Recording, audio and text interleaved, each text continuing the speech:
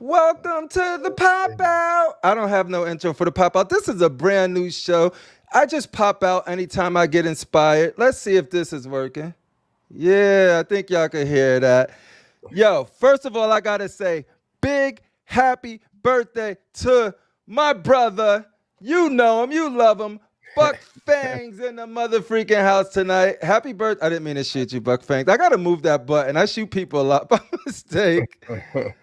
And Right coming, on. Happy birthday. Happy birthday. no, happy birthday. And coming to us from California, sunny California, from the Sideshow headquarters. Give it up for Anthony Mestas in the building Yep. tonight, ladies and gentlemen. What's up, people? Yeah, Good to be here. Good to be here. yeah. Dude, no, I'm excited to have you because, like I said, we've talked a lot at StatueCon. We had some dope conversations. Yeah, And it was then a we good did time. this little pop out show. It was just me and Buck. I started this show was I was gonna start doing some shut up crowd. See, they love y'all. They love y'all. I started out doing some like I was gonna do some edited content, and I did a whole video on the succubus, recorded it, everything, and then my camera software does not work with my editing software. I don't get the AVI file, so it was a lot of work that I just didn't Mhm. use, and I was like, I'm just gonna go live, and then I was gonna do another one, and I was like, you know what? I love talking to Buck. Me and Buck will hold conversations about one topic forever and go deeper because the bigger the panel, it's harder to really get your thoughts out. So I was like Mhm. using this to like if I really got something to say and want to say it, um, just come out by myself or one or two or three people to just bounce off of. And what inspired episode 2 was like I've never seen a company the size of Sideshow operate like they were doing with the outputs. You could correct us on if we're using that term right. I love that. I heard that whole conversation going on. I was like, man, really? Is this becoming the next? Is this the That- next thing to talk about? Is outputs and prints and 3D out- prints and yes. And now we know that it bothers Buck. Everybody is using. I was cracking up. Matter of fact, I was telling Jesse today. Jesse Lincoln, who you met. Uh-huh. Shout out to Jesse. Yep. I told him, I said, I'm going to be on tonight. I go, Jesse's not much for being online or anything. I go, yeah, Uh-huh. we'll probably just chop it up and chit chat and whatever. I go, can you believe the last thing that I was seeing where people were freaking out on was because we were saying outputs and 3D prints, and everybody was like, man, it's a 3D print. It's not an output. And I was like, The- everybody says output. It's like, oh, it's just 3D prints, outputs, whatever it may be. They use the terms interchangeably. Yeah. It's just funny. I think it's funny. Yeah, no, it's cool. So yeah, so we're gonna get into it. We're gonna hit some things. We called it the disturbance in the force. Something Sideshow we felt Sideshow was doing is sort of like changing it up a little bit. A lot of cool announcements, a lot of rare announcements. We were counting on our hands, like the 5 that we actually went deep on. Sideshow haven't done. They're brand new. They're like new, and their characters even more because I wasn't even considering the Riddler. You know what I mean? Right. Characters that either have not been done by Sideshow yet in 1/4 or very long time ago. So I think that's exciting. One, and then two, showing it early so allows us to like plan better. Like that was some of the positives we talked about. It just sort of Right. like I already made some shifts and changes because Bishop was coming. So being able to see that early, it was just like awesome. But before we dig deep, we're gonna say what's up to the people, give them a shout out, and you guys feel free to ask questions, and I will star them and get to them as we during the flow of the conversation. But you know what? You know what? We need some music first. We need some music. Here we go. None other than. Yo, who won that beef though, Anthony? Drake or Kendrick? And I think we all know it was Kendrick. Yeah! Take that, Buck Fangs! I mean, I'm not hating on Drake. I got some Drake in my playlist too, but it was like, You like Drake with the melodies. yeah. Come on, man. And I was just listening to music the other day, and I totally forgot what the one song was with Drake and Kendrick when they were on the same track. And I was Poetic like, justice. yeah, there you go, Poetic Justice. I was like, man, these can we just all be friends? I You wish. know? But Kendrick has to be And that was No. damn, man. Like I said, I always respect Drake when he's making music and they playing it. And when he start talking tough like he's the best rapper and don't write his stuff, that's where like you just stop it. Nah. Yeah, stop it. You're the number one hit maker, many hits. Just end started there. from the bottom. Now you're here. You don't need to keep going with it. You know. Yeah, you don't need to get dirty like that. And the thing is, people already respect you, but then he was like, "No, I want it all." Yeah, he got greedy, man. He got greedy. He reached for the sun. He's an Architectural Digest showing his house off, and he has to try to be the biggest rapper ever. I know, exactly. Come on, man. That's what rap is about. When the people that are clearly not. If 2 Chainz comes and says he's the best rapper, no one bats an eyelash. You know how many best rappers are out there? All of them. Everyone should think they're the best rapper. They should. Like, if you're doing it and be like, I don't think I'm the best, but I got a few lines. That'll be the next trend. Who's the worst rapper? Then they're gonna be blowing up.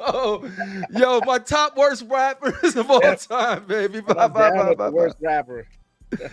Yo, let's give it. Oh, we gotta ask what shirt you rocking right now. We gotta see. It's just my comic shirt. It's Comics, my safe shirt. My work shirt. You did get nominated for best shirt. It was between you and Jason from S7. You guys were having the banger shirts. What are you doing rocking a Star Wars shirt? Chest up there. There you go. Dude, he just rounded out a freaking. Yeah, he got the chest, the Star Wars chest. Sure. All right, give it up for Random Korean. I'm so glad you're enjoying the show. Where did my music? Oh yeah, I'm so glad you're enjoying it. Like I said, this is random. I'm glad that you're enjoying it. We also got the homie. Where my comments go? Fatal the Collector, Anthony Mestas and Daniel Bell gonna be at a live unboxing on the Cool Nerds. What Fatal the Collector tomorrow? What time would that be? What time is that, Fatal? Put it in the chat. I think it's 9:30, but I want to give out real information here. But shout out to Fatal the Collector. Edwin Diaz in the house tonight. Welcome, Edwin Diaz. The homie Critical Mass, my brother in the house tonight. Welcome, Critical Mass. What's up? Happy birthday, Buck. The crowd saying, I don't know why you disrespect Buck like that, yo. He did some, you got to step your AI game up, dude. What did he make you look like, Buck? He said happy birthday. I'm like, I don't know if this is a happy birthday, but there go my camera again. It's only when Anthony's here it acts up. There we go. We got Dennis in the house tonight. There it is. Took a while to get started. Yo, Dennis, I'm gonna reach out to you. I got something I want to ask you. Just reminded me. Happy birthday, Buck. We got your boss in the house tonight. Cash the Gemini in the house tonight, representing the BBC. Go check out Cash the Gemini and the Gemini Squad over there. We got King Banana in the house tonight. Some would say one of the better siblings of the CMP group. We're doing it. We got Jesse Hernandez in the house tonight. Where's the money reside? Where the money reside? Where the money reside? That's what's up. Don't let Rashid hear you say that though. We got Brick Artemis in the house tonight. Yo, Brick, let me know what's the best way to reach you, because I want to do a collab with you guys since we missed out while we were at StatueCon. Hit me up. Let me know. I'm just Samuel Gonzalez on Facebook groups. You'll find me. We got Elijah Mack in the house. What up, Elijah Mack in the building? We got Robert Anderson in the house tonight. Yo, see, he knows. Kendrick, it wasn't even close. Yo, my camera going crazy. You want to shut the box? You can't ask Fatal that question. Come on, man. I did though. Anyone whose opinion on that beef does not matter is Fatal. Because even if Kendrick did not drop a song, he would have chosen trending. Yeah. Fatal tends to be hype on a hype. Fatal's the type that Fatal he's was- 10 toes deep into anything, and you ain't changing him. I He think could be wrong as a mother. I think You ain't changing. he was slobbing too hard on the knob for Oh man, Fatal, you getting called out, son, in front of Anthony Mestas like that? I ain't hearing nothing. Disrespect. I ain't hearing nothing. E-Mac. Luke, Australia in the building, all the way from down under. See, I got to be careful when you mess with Australians because they'll come up to you and just, woo. What Mad you Max. say, mate? That's Mad Max zone out there. Mad Max on out there. Don't worry, I'm going to fix my camera after this roll call. We got Resin Ronan in the house tonight shouting happy birthday to Buck. See, if y'all love Buck, y'all know where to be. Y'all need to be here and wishing my homie a happy birthday. We have to pay him a lot for this birthday appearance, by the way. So I'm glad you guys enjoying it. Sweet Danny Lee in the building. What up, Danny Lee? Representing the Collective Minds on Sundays. Who else we got? Just Some Bum in the house tonight. Welcome, Just Some Bum. Jojo Valdez. Oh, I almost said Valez for some reason. Jojo Valdez in the house tonight. All right, go. That's what's up. And y'all, if y'all got any questions for Anthony Mesta, he ain't scared of y'all mofos. Ask whatever. He either going to be able to answer it or maybe not at the right time, not. but he's going to let you know. If I At can, least I he would will. know. Exactly. All right. So let's slow this music down, fix my camera, and get started. But how was your day going today, Anthony? Good. Can't complain too much. It's almost the end of the week. Who did you have to yell at more? Anthony? No, you are Anthony. Danny B, Jesse. Well, Jesse's a different one. Danny Lee, Martin Canale, or Jorge? Who did you have to yell at the most today? None of them. They're all good. None of them? Y'all good. Look at that. See? A couple of them are, they're South America, so I couldn't yell at them. Right? Jesse, he's all good. No, those are some great dudes. All right. So last week we talked about the good, right? So it's like, we talked about the good and the bad. What do you feel is the bad about showing these outputs this early? Like, do you think there's any downsides from it? And since you have done it, what has the feedback been for, especially for projects that you are managing? You asking me or who wants to go first? You. This is all about you. Oh, my bad.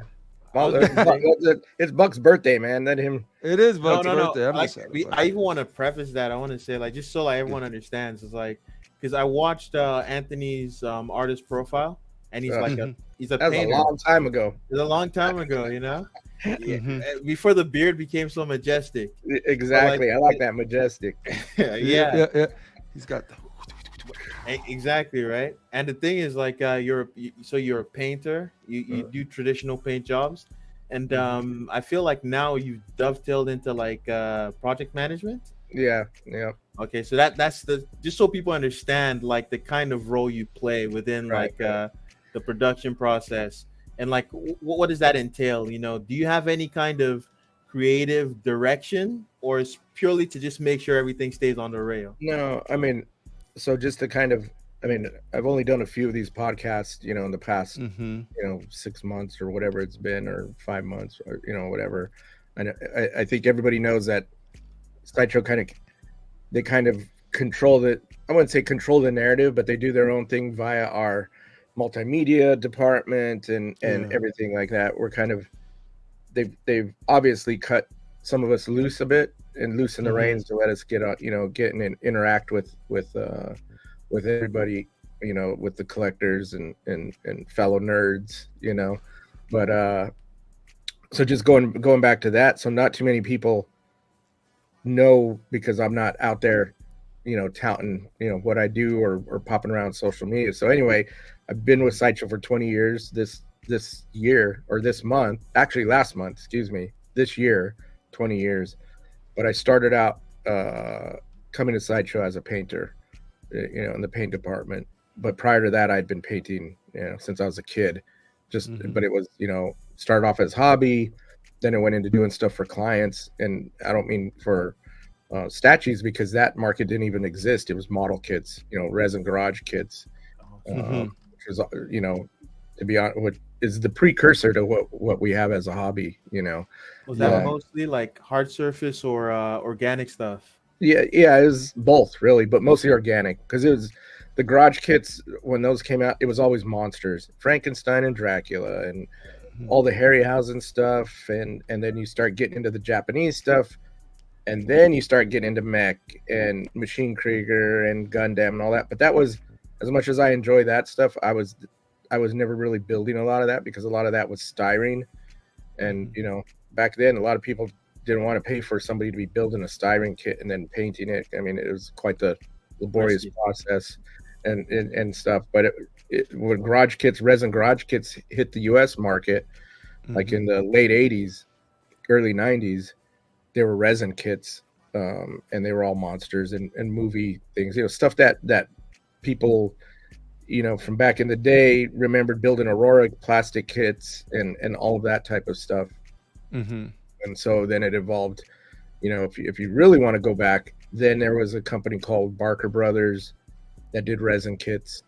And the guys that were doing Barker Brothers were the guys that had started up on Sideshow. Because Sideshow originally, the first few things they did it was model kits. They had a license with Bernie Wrightson, and they were doing Frankenstein stuff. And then it segued into like, all right, we're doing premium format Universal Monsters. That was the start of the statues. And then when it went from there, then it was like, all right, well, I think we can, there's a market, and the studios were starting to see that there was a market in that and license out Star Wars and Marvel and everything. So when we got in it, there was no, the only ones that were doing stuff were like Gentle Giant. Yeah. And they got into it because they were scanning stuff for the movies. So they were a huge scanning house that were creating these huge archives of data for the movie studios. And if you ever seen anything back in the day on Gentle Giant or other companies that were trying to get into toys or anything like that, they would always refer the clients to go to Gentle Giant to get the files because they were like the first ones to do 3D scanning. And but we were the only ones it was Gentle Giant and Sideshow going head to head for years. And then Bowen was in there. He was on, but Bowen also comes from the model. He's from the model kit, from the garage kit hobby. That's where he cut his teeth. I mean, I have his old model kits that he did are some of the pieces that I still have in my collection. He had done Predator and Alien and The Mask and some unlicensed stuff from way back in the day. And then he decided to start his own company, which was Bowen Design, and he got the Marvel license and created that whole. I think we all know where that niche. That's still loved by many collectors out here. I have one.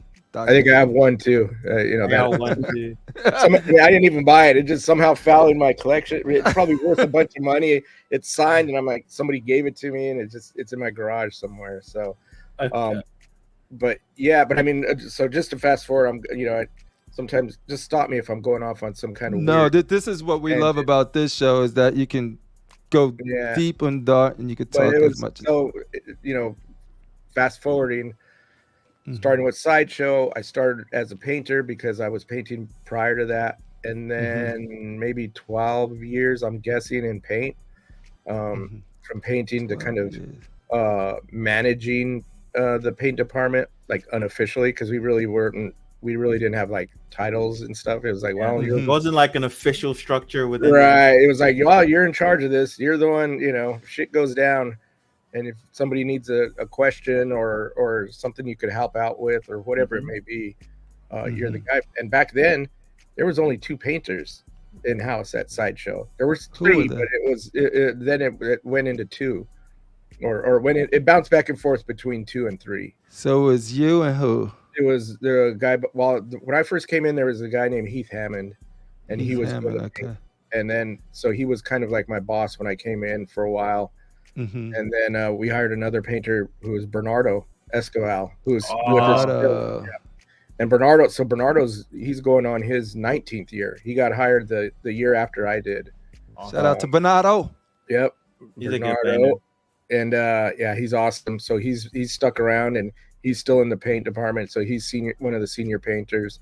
But I mean, since I was there, you know, we were working in a little tiny closet almost of paint. You know, it was so, you know, one of these days I'll have to come on and show like pictures from back in the day or whatever. Oh, hell yeah. Back in the day, people would freak out. But now, you know, we have a big giant room, which I think you guys see sometimes on the behind the scenes shots of. Yeah. We got Bernardo and we got Kat and we got. Whose idea was that? To show the painting process, like, cause I think those are fantastic. I love them. Like, I'm bummed that I'm not in the paint department now that they're showing them, man. I give them shit all the time. I'm like, how is this? Ain't this some BS? Whoever came up with that idea needs a raise. Yeah. I think. Yeah, I think it was a collective, you know, thing with the multimedia and everybody going. You know, people love this stuff. Let's show it, and we have the capability of really going in there with, you know, high-end digital cameras, and you should see when they film that stuff. They look like they're filming a movie, man. I can imagine all the lights though. Probably, it's ridiculous, but it pays off, and thank God we have that multimedia department, because then they do their slick editing and the voiceovers and everything else, which, you know, makes it into something really cool. And I love watching those. I see these guys.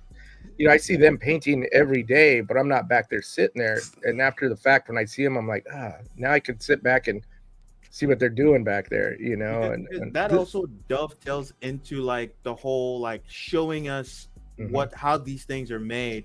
You know, like opening that up to the community in a very like. I love it. Because honestly, and also it's just like a great resource for people to learn. I was just gonna say, I see it in a couple ways, and it's basically to give the collectors something to get excited about, and just you know, it's like, you know, if you ever seen Movie Magic or any of those shows that used to come on back in the day, that were like, or mini documentaries or any of that stuff you see on DVDs, the behind the scenes specials. I love that stuff. Everybody I know loves that stuff. You know, that's why I collect Criterion Collection movies. Is because you want to see what the extras are, and that's kind of what those are, you know. And if you look at on YouTube, those are some of our biggest watched videos. Are those videos? You know, people really look forward to seeing those. But I think they're awesome. You know, but the thing is it does give people something that they enjoy seeing. But like you said, it educates not only if you're a collector just going, oh, I thought you would be shocked at how many people, and this is not, you know, the hardcore guys like you guys and the type people act, you know, you would be shocked how many just average people that may be collecting or come through on tours or we're at Comic-Con or somewhere, and they go, oh, so you guys paint all of these, huh? They think we're here painting the whole edition with like 2 or 3 painters, and we're like, are you guys crazy? You know? Oh my goodness! They wouldn't even have the chance to like paint prototypes if that was the case. That would never happen. Man. I mean, it's bad enough when I was in there. I mean, you know, and it's to this day we have to paint. You know, we paint 2 of them: one that stays in house, one that goes out. A paint master and a prototype. And depending on what the character is, man, that will kick your ass, especially if you're punching in all that detail that you see him doing. Like if you ever watch a video of Bernardo painting, he's the master of slapping like, you know, 20 different layers of color that you don't even see with the naked eye. But by the time he's done doing it, different like application methods too, man. And you know, and we could talk about all that, but I mean that's kind of what makes replicating that in production a big task, because, you know, so there's a fine line. That's a whole other deal, you know, to discuss. But so anyway, we have all those painters. I'd like to hear that. Yeah, it's tough because I've been out. I've had to deal with that and be out in overseas. And we had something to piggyback on it. One second. To piggyback on that, like we had the Green Lantern that just popped out, right? Where you see you do the dope. You see the paint, it looks great, and then a collector get it in their hands. Could be a picture, it could be a lot of different reasons. So what is that process like to just sort of like see Danny Bell's baby either the paint is messed up from the factory, Right. or the photo is not doing it justice. Right. Like, how do you guys deal with stuff like that? It's crazy because there's so many factors, you know.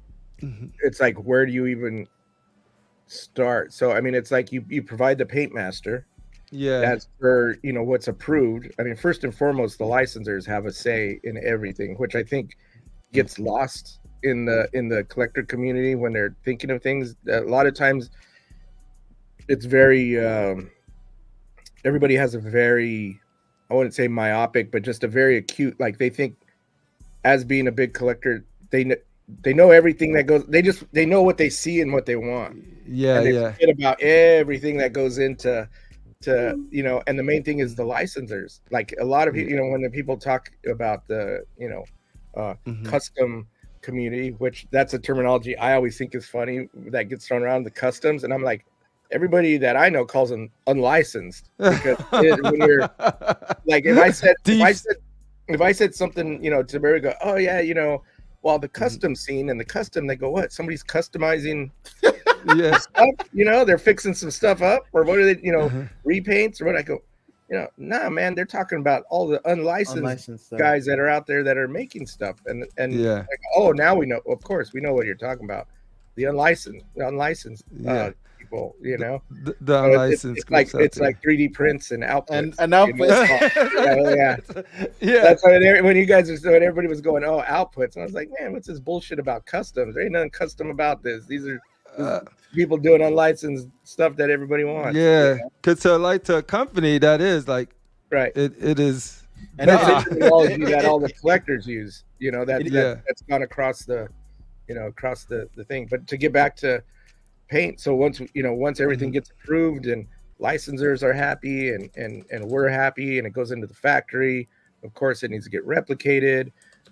They'll send one back. We look at it, see if it's good, see what's not good. It's usually never do we get one back from the factory that's like we sign off on and go, yep, they nailed it. So it becomes a process, back and forth. And how many pieces do you sample, and how many, you know, rounds do you go to really get something, you know, to where it needs to be. Yeah. And you know, we push it as much as we can. Sometimes though, you can push too much, or you're just time's up. Yeah. You know, the piece you see some of this stuff with other companies where it's like, hey man, what happened to this piece or that piece, or where'd it go? They get a little too ambitious on the front end, and they get into the factories on the back end, and the factories are like, I can't replicate. Yeah, they're like, what the fuck is this? Maybe they can't replicate it, or it's going to take them longer, or it's going to, and with that comes more money. Yeah. And with more money to replicate those types of things, guess what? It's getting passed down to the collector. There's a reason Prime 1 stuff is so pricey. It ain't just because of the size. You know? And there's a reason Prime 1 stuff takes longer, and it's not because of the size. It's because of their ambition and paint application too. I tell you right now, and that's no hate on I mean, I love what I see it all the time. We distribute for them, and we have a great relationship with them. Yeah. But it's definitely not a competition, because they have their niche and we have our niche.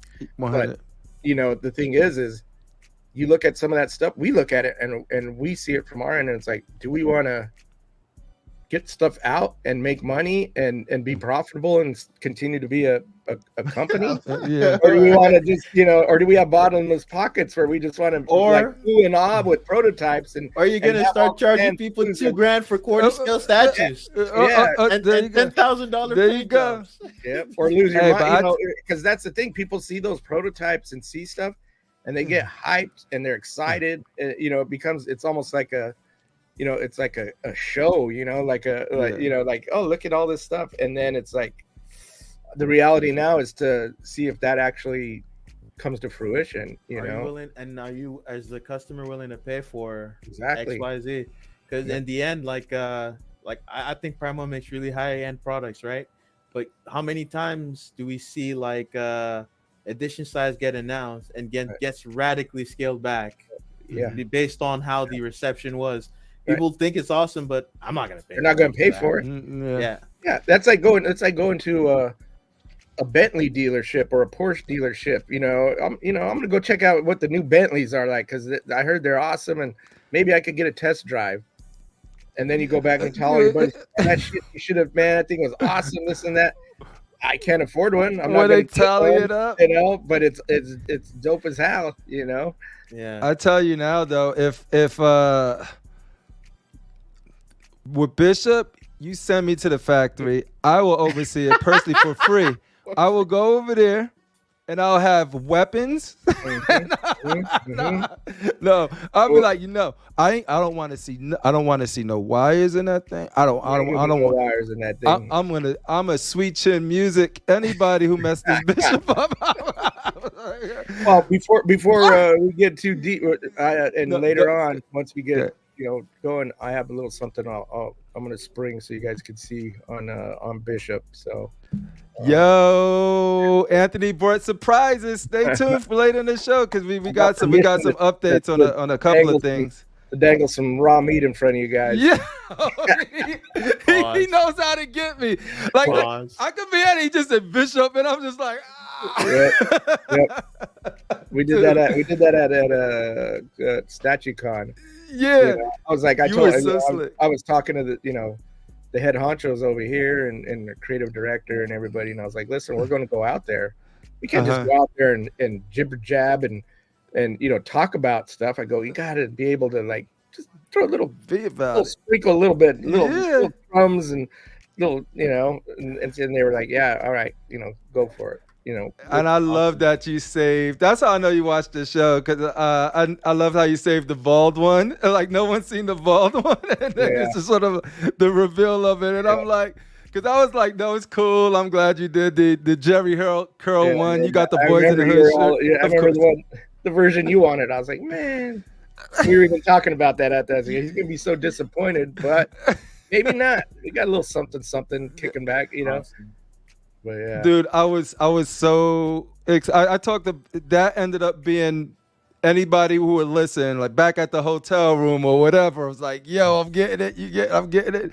Now you get your Jerry curl one, I get the ball headed one. Let's go. Like that literally was happy. I ran around the parking lot. It was glorious, dude. Yeah, it was good. I got a question to ask about like the process with managing paint at a factory, right? Have you guys ever tried like, because I know, again, there's a lot of factors to go into it in terms of, and I probably has, but it's like, obviously there's money and there's time, like you said, and the product has to come out at some point, and then you also have to understand the limitations of the factory and the fact that things are being mass produced. People have multiple different skill levels. Yeah. The person that painted a prototype is a master. They're amazing, right? It's not something that everyone could just. I love Cat's work, man. Yeah. That's amazing. 100%. And so, like, to what extent have you, like, has it been tried in a way where, like, you have someone on the ground that's just like there, and directly connected to Sideshow? They're going back and forth, and they're going, I want this, I want that. But obviously, you guys are using multiple different factories, so I don't think it's as easy as that, Like, how do you guys try to make it so that they get what you're aiming for? It's super tough, and I think I talked about it at one point on one of the podcasts, because so back in the day when I was in the paint department, I was part of the first part of the program where we were actually boots on the ground out in China in the production in the factories, because when we first started, we had brokers and we had QC in the factory, that would handle that. And then we decided, like, okay, I think we need to get out there just to understand the process better, because we were like, there's some things getting lost in translation, not just language barriers, but just in the whole the whole making, you need to see people in person and talk to them at some point. It's a very tough thing to do, but so it was very eye-opening once we got out there, because there were things that I didn't know exactly what types of paints they were using,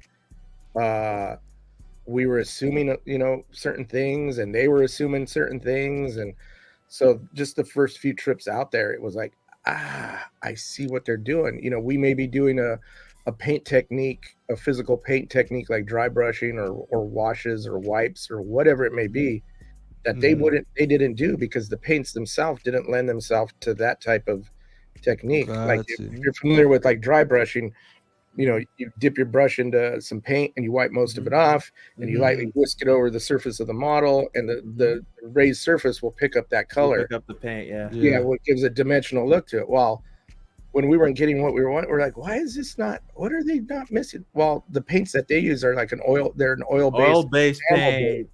So you go on top of those pieces with that, your dry brushing will just slick right. It doesn't stick. It just slicks out. So they're more of, when you see these pieces, they'll utilize a different technique to get the look that we want, which would be they would paint very light and then use washes and glazes over the piece and wipe off and blend, and they would get what they were what we were aiming for. So it was trying to learn each other's technique and reverse engineering things to make it work with what they do have available to them. Yep. Because then it allows you to go like, don't get too overly ambitious with it, because they're not going to be able to do that. And that was back in the day. I mean, the everything has evolved since I was out there, just in the industry in general, out there. I would say, Hot Toys had a lot to do with it, because Hot Toys brought it with their paint, and getting it. But to go, not to go off on that tangent, but like you were saying, so we were going out there looking, correcting online, and during the correcting process, do you guys how do you guys teach them or get them the right paints, or a little bit? Do you compromise them the right paint? Well, no. Let me back up. There was we were setting up to where we had our own kind of like crash kits and paints out there. So when we flew in, we would show them what it was, more of showing them what we wanted with our paint, because I couldn't use their paints and get them to replicate it the best they can. I couldn't use their paints because we weren't using those types of paints, those heavy solvent-based paints out here, where they're using, there's lacquers there a lot, and they're using all solvent, and that's a whole other deal. And out different here, from the acrylic and stuff. Out here, people in the States, they use water-based paints because that's what's available, and that's what everybody learns on. But the thing is just from a hobby standpoint, in Asia they use like the Tamiya enamels and lacquers, because the humidity is so high out there. They use acrylics. They don't stick right. Properly. They stay gummy, and they don't dry, and they can't get them to blend. And they won't cure the right way. Yeah, they've mastered those paints, and they're able to do a lot of. So that's why you even see some paint differences. I mean, I could talk about this forever, but I mean, that's why you see some paint techniques that are easily achievable if they have, say, an Asian painters out there that are creating the masters or whatever, because they're using techniques that they're very familiar with. So when we're doing stuff out here, they're trying to replicate with their paints, if that makes any sense. I understand what you mean now. Yeah. So you guys are using like the water-based, like stuff like water-based acrylics, and then over there they're using the enamels and the lacquers. So it's basically a meeting of the minds to try to get it to work out. Make it work out. Like, this is the target. How best can we achieve this target with the stuff they're using and stuff like that? Are you going to hit the bullseye, or are you going to be right next to the bullseye or whatever? But but with that said, we were out there. I remember the first time I was out there, when they sent me out there with the team, they were like, all right, you're going to go out there and show them and fix all this. And I was like, oh, all right, well, let's see how this is going to go. Here's your assignment. And I get out there, and they brought all their painters out, because on the line they have their master painters. So they have a painter, and when I say the line, they have certain individuals that do certain tasks. I think everybody knows that. They'll, one person doesn't paint the whole statue. They'll have, somebody painting flesh or the heads, somebody doing the eyes, and somebody doing the clothing. Everybody has a specialty. But when we send something out, like our paint, we send one paint prototype out there or a paint master Mhm. out there. Their master painters will replicate, they'll decipher and replicate our paint job. Now that becomes the master for the For line. them. And Yeah, for the line. they teach the people on the line like what needs to be done and how it needs to be done. So you're already because that master is using the paints for those for that region, so everybody knows how to use the paints there. He's got to teach them, or she has to teach them how to do this. It's not like you just hand something over to them and go, all right, have at it. No. There's a whole process that goes through. So with that said, they do all that. When we're out there on the line, they would bring something for us, or when we were out there overseas, they would bring something for us to look at, and we would go and critique and see. And we had our translators and everybody in the factory. There's always somebody there that spoke English and could translate, and they would basically, it was funny because they would, if we had a critique, they would take the piece and they'd disappear. Come back. We'd be on the floor, but not always. We'd be in the conference rooms or whatever, discussing projects and everything else. Mm-hmm. And then they'd come back with the changes real quick. Wow. And they would already do it, and they'd go, look, take a look, and we'd be blown away, like, holy shit. They just went and hammered this out and fixed it because they want to do everything they can do while you're there, so they can get it signed off. They don't want to wait for you.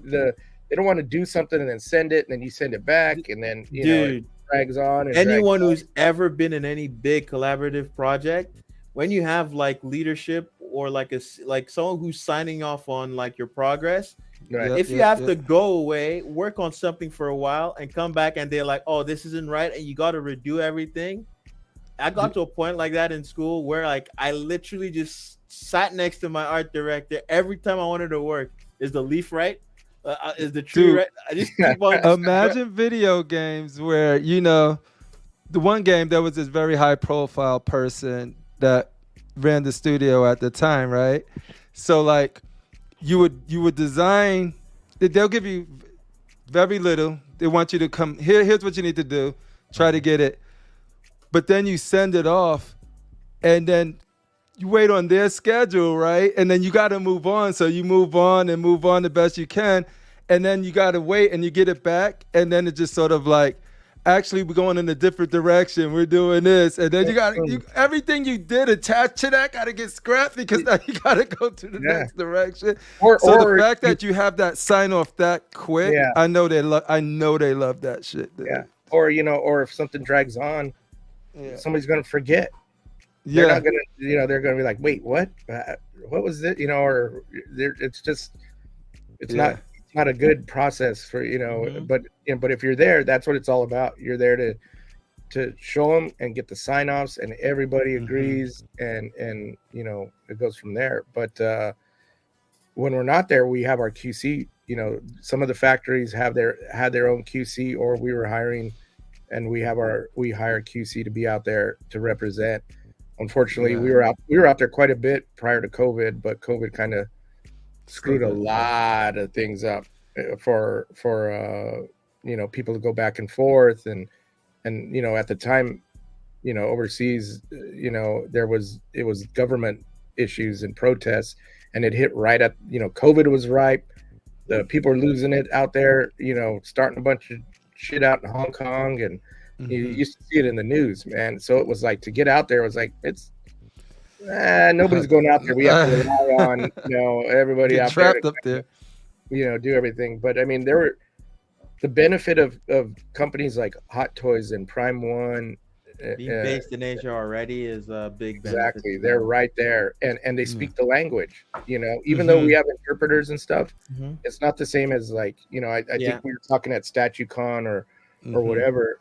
I was saying it would be like if Sideshow had a factory in San Diego or somewhere, and we were like, all right, let's go down to San Diego and go check out what everything's going. And we go down there and go, nah, this isn't right. And you got to do this. Is this right? Yeah, this is how you do it. And everything would go smooth. Everybody would understand. There'd be no or there would be no somebody going like, oh yeah, I get it. And then not get it. They just don't want to say it. There's a much tighter control. So over there, they're able to talk the talk and get over there and spend time out there because they're close by. You know, a flight from Japan, where Prime One's located at, is you know, a couple hours. So you know, zip over there. All hell breaks loose. You're on a plane, and you're over there on the floor out there seeing what's going on. You know, and then you're back home to go deal with work. You know, beyond that, they share the same paint techniques. Like that's what I was saying earlier. I watch a lot of the videos, like you're saying, like, and you see when they're using the enamel and the lacquer paints, like you did that with that, because that's not how I would use like an acrylic based paint. The paints I have most experience with are gouache and acrylics, right? And so when I see them do certain things in a certain way, and how the paints flow with the solvents like a lot differently, 1000%. It's crazy. You're totally on point. I mean, like we have a Korean team that does our 1/6 program, because 1/6 and statues are two different animals, material wise and everything. And we have an awesome artist that his name's Juan Lee, and he runs the team out there. And he was painting he started off as one of our painters that we were utilizing for 1/6. But he's based in South Korea, and he evolved, and he expressed that he wanted to kind of handle a group of artists in Korea to do the 1/6, and we were like, I'm all about it.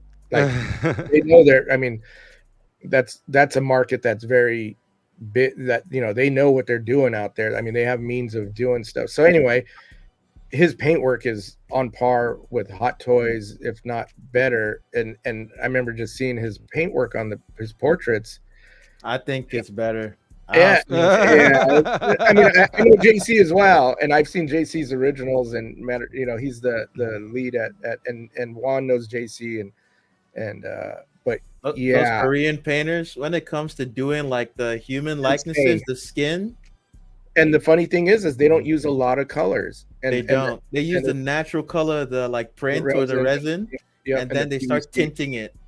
And it's crazy. There's and it's crazy, and it's all process and the solvents and everything else. And so when Juan would come down here, and he was down here not too long ago, he was you know, Bernie is a 1/6 collector. Bernie got into Bernardo. He was into 1/6 before statues. So that's what he cut his teeth on, and he was into military. So he was always trying to replicate what the Asian guys were doing. So it was a perfect opportunity, you know, over the years. So when Juan was in, he'd ask Juan, and Juan was here, and they would paint in the paint room together, learning from each other. And I'd go in there, and you know, and I'd just be like, this is crazy to see Juan paint, and then and his techniques, because I was, you know, I'm pretty confident with how I paint. But if I was to grasp that, I'd be like, I wouldn't be doing it that way, you know, because it's foreign. You know, something that's cool is that each company has its own painting style, right? And Sideshow has a distinct stylized painting style that's like slightly realistic, but it doesn't want to be, right? It's mostly like very stylized, and I think it works very well for the kind of products you're doing. Because whenever I see you guys do the behind the scenes stuff, I really appreciate, because it helps pull out the fact that these are comic characters, right? I don't necessarily want to see them hyper realistic, all the time, or even at all necessarily. I like the very comic-y stylized look.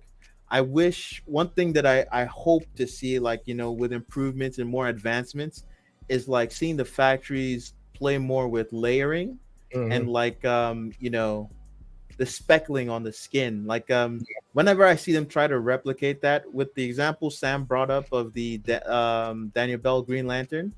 So the way you got finer speckles on the prototype, the master, and then when you get to the final product, you get these fat blobs. You know, you like there wasn't enough care taken with how far from the face they made the splatters, and also the size. What kind of, how are they doing that? Did they just take a brush? Yeah, I see that too, and I equate that to to the paints they're using, because when you use something with a solvent thinner on there, which it sounds like you've dabbled in stuff, and Buck, and you see that stuff, it wants to, when it hits and it's thin, it wants to bleed, and so dribble down.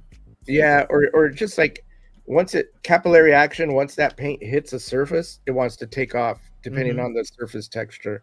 Yeah. So, if it has a rough surface texture, those solvent paints are going to hit and they're going to take off in the little into crack. all the like crevices. And it's so if they don't have their mixture right or their air pressure right or whatever it may be, to me, and plus you got to keep in mind that they got, if the addition run is 800 or 1,000, those guns and they're going. I've watched them paint, and this is by no means a bad thing. When I see them do it, I'm just like, wow. But to expect, like, and here's the thing, the level of detail to be and even finesse, like that's where the challenge is. And the thing is when we used to paint when we paint the prototypes, we always, you find yourself in a weird conundrum, because that it's whispered down the line overseas. That's inevitable. You're not going to get something that looks exactly like what you send out there. You get it damn close, but the thing is so we've always said, push it as far as you have to push it far, because if you go, well, we know they're not going to be able to accomplish this on the line, and you stop and you try to, and you go, well, okay, we're not going to push it that far. Well, guess what? You put something that's not that far, it's going to jump lower. So you gotta still target. So now it's really not what we expect. So now we got to shoot for the stars, so to speak. So you can get them down to where it's like, this is good. But that creates a whole other problem, because then you're showing your prototypes that are way up here, and then somebody goes, man, that doesn't look like the prototype, they're fucking us over, and nobody's paying attention, and they're lazy and all this other stuff, and it's like, that's not what's happening. Great point. That's a great point, because you start, like, you have to start high. It's not like you are doing this on purpose. You're doing it as best as you can so you can get it at a level. But for us, it seems like that's what we're getting. Everybody wants to compare, and it's not a compare thing. It's like, you got to compare the retail. Because that turned into where, I think a lot of collectors see that Sideshow. Once we get a sample in, we swap out our gallery with photos of the sample, because now it allows people to see exactly what they're going to be getting. That's awesome. Because we were always back and forth, because we always struggled with that. It's like, you're damned if you do, damned if you don't. You start off showing something that's subpar, then people freak out, and if you show something that's ramped up, super high, they freak out. It's always like, in every other, if you see a commercial for McDonald's, that goddamn McDonald's hamburger, that shit is glued on. That cheese is perfect. Coming out. It looks like somebody ran over it with their car and threw it in a bag, man. Or you get, you see the commercials of any car, and it's perfectly polished, it's mirror perfect, and it looks as good as it can, and then you get it, and you're like, you see it on the lot, and you're like, man, there's the gaps on the doors aren't quite that tight, and the paint is a little fish-eye. It's not super glass smooth. You ain't wrong. It's on point. To give the community some credit, I do think people do understand that there's gonna be a gap in quality between the prototype and what we get in production, right? I definitely do believe that, but even then, amongst multiple products, there's just some that, like, they're just so much closer, and even within the same company, right? And that can also vary on the factory you use, I imagine. And then the kind of statue, because I know the hardest thing to replicate is human skin. If you're trying to do real human skin, for instance, if I see a character like what's her name, Frankie Reborn, I'm not worried when I see the prototype, right, because it's about not whether super realistic. exactly. People are much more attuned to what a real human being should look Of like course. as a person, and so we know Most what people. we should be getting. Most people. I don't You know, know, man. I see some people, they're anatomy experts and they know everything, and I'm like, man, what people have you been hanging around? Because Exactly. yeah. But I hear what you're saying. No, Yeah, We yeah. try to educate too when we do the shows. We do it in our crazy fun way, but it's mostly like this looks good really now. Yeah. We still gonna reserve judgment to Yeah, like yeah, this looks good now. We'll see and how the trust me, there's retail stuff, prototype. and I said it Yeah. before. There's stuff where it comes in and we're like, what happened?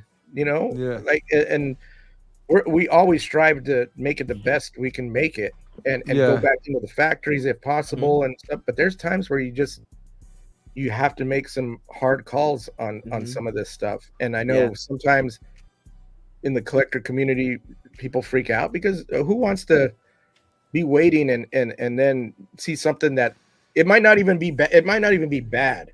But if you've been waiting or you're paying your hard-earned cash, because I'm a huge collector, maybe not of statues, but I have thousands and thousands of dollars wrapped up in all the bullshit that I collect. And you never want to be let down, so. But the thing is it's not always going to be 100% on point, and that's with anything. But so I think doing that. Okay. No, go ahead. To that end, because you said sometimes things come back and you're like, this isn't like what we would have liked it to be. I know statues sometimes happen in batches. You guys ever go in between batches and make tweaks and say the factory needs to go change this? But the thing is nobody knows about it because nobody's gonna go, hey guys, guess what? This piece was all fucked up, but we decided to go back in and make it right for you guys. That's the last thing the company wants to be going like. And then the collector community would be going like, man. The people who own it be like, what? Sideshow fucked up 10 times this year, but they went back in the factory and made it okay, So it's like, I'm getting late batches every time. Yeah, man. I'm gonna be the last to pre-order. To that end, even is it like, do you only make changes? Because there's multiple aspects to a statue, but there's the paint aspect which you're very attuned with, and then there's the aspect like structural changes in terms of the engineering. Do you go in and you go, we need to reinforce this part like with better because we're having issues here? So you do that. We do, I have something to show, kind of. Cool. Whenever you want to show something, just present it. Once we get talking, we'll okay, cool. I got a few things just to so show. We'll put a pin on that, and then he'll show. The question that I have is, how do you guys? It's the same process with painting from the master painter at Sideshow to the factory. How does the transition from concept to sculpt, like how what is that iteration like? Does that take is that the longest process, or is that the quickest process? What goes into that from concept to sculpt? Like, let's say my boy, what was his name? Richard Long. When he Richard Long, Long. He gives the 2D, he gives it off to Danny Val. Val, that back and forth. How long does that go before a project manager or whoever's in charge approves it? I mean, it varies. I mean, so the project manager doesn't necessarily approve any of that. If we have our project, we're like, all right, what's coming down the pike? Yeah, okay, and schedule it out. All right, let's see what you guys got cooking up, and they'll show. Oh, we got Magneto, we got Wolverine, and we got this, that, and the other. And we have meetings where we review what design is up to. We're not heavily involved on that front end. The design department is kind of like conjuring up, because it goes all the way up the ladder to. And I spoke briefly on this before too. It's like these decisions are made way in advance. I think people think that it's very reactionary and like, hey, they seen some customized piece, so they're doing this piece. And it's like our line lists are set up with the licensors, a year ahead. Like the licensors, you have to submit a line list of what your plan is for the year. and you go, okay, we're Mhm. doing this. So there's a whole, and that, I mean, without getting deep into any of that stuff, but I mean, everything from movie releases to any type of project, or to other licensors doing a similar project, dictate your line list of what's going to be coming out through a licensor. So it's just not like, man, nobody wants to do this piece, or nobody, I was pushing for a penguin forever, and some of it is internal, where they might think like, man, that nobody wants penguin. I'm like, man, bullshit. Everybody wants a penguin or Riddler. I'm happy it took you guys so long to get the penguin, because it found the perfect sculptor when you did. Oh yeah, Maria killed it, man. I love her work. Yeah, she does awesome work, and and that is, I've said it in the past, that's one of my favorite pieces, and I was glad I got to work on it. And I still have a little bit of, on a project manager, I get to direct and put my 2 cents in here and there, and so I always look forward to that. But when you're dealing with something like with Maria, or a lot of them are artists, it's like you get to do little input where you can. And with her, I was just like, man, she's killing. Like, there was just very little feedback to give her. She was off to the races. She's based off doing of, it. She's fantastic. Richard's design, or concept, and she's able to get that concept art and just go, all right, I'm on it. She's a top-notch sculptor, one of the best. Yeah, she is. I think you guys need to tap into her for creatures, because right now, with you guys doing your original lines, I'm telling you, if you get her to make creatures, trust. I'm gonna buy them. Yeah, we're all about her. The thing is when you deal with some of these artists that aren't on Sideshow payroll and they're freelance, they have other jobs. Yeah, exactly. They're out there. They're not committed to any one company. So you go and you're like, hey, we got this, and they're like, well, I can't do it until then. And we're like, damn it. So we try to plan out accordingly, and we definitely, everybody we use are highly talented, but everybody, people have their specialties, know. So everybody is, but yeah, Maria, I'm a big fan of her work. Like, she adds enough of stylization to her work, but it's not so over the top, but it's really cool. And I love the way she does fur and scales. She's then good. You're going to be happy with a couple pieces that we have coming down soon. I can't say. There's a lot of fur involved, so I have a feeling it's Krampus, and if it is, she's getting my money. She's getting my money. I can neither say nor deny, but plead the fifth. So back on, because we mentioned that your lines are approved years in advance. Like, so this is one that come up. A lot of Star Wars fans is happy as hell that you guys getting Thrawn, and they also getting Cat Bane. But there was like, it's similar to the unlicensed, right? But these had to be approved way before. Yeah, even though I think this one is significantly different, though. Yeah, the thing is like, it's not it doesn't take it's brain surgeon to figure out, like, they're popular characters. The customized or custom group, the unlicensed. Unlicensed. You gave us outputs, now unlicensed. There there you go. They're gonna jump on it because they can't. They're not gonna say, man, this character's hot. Let's just wait.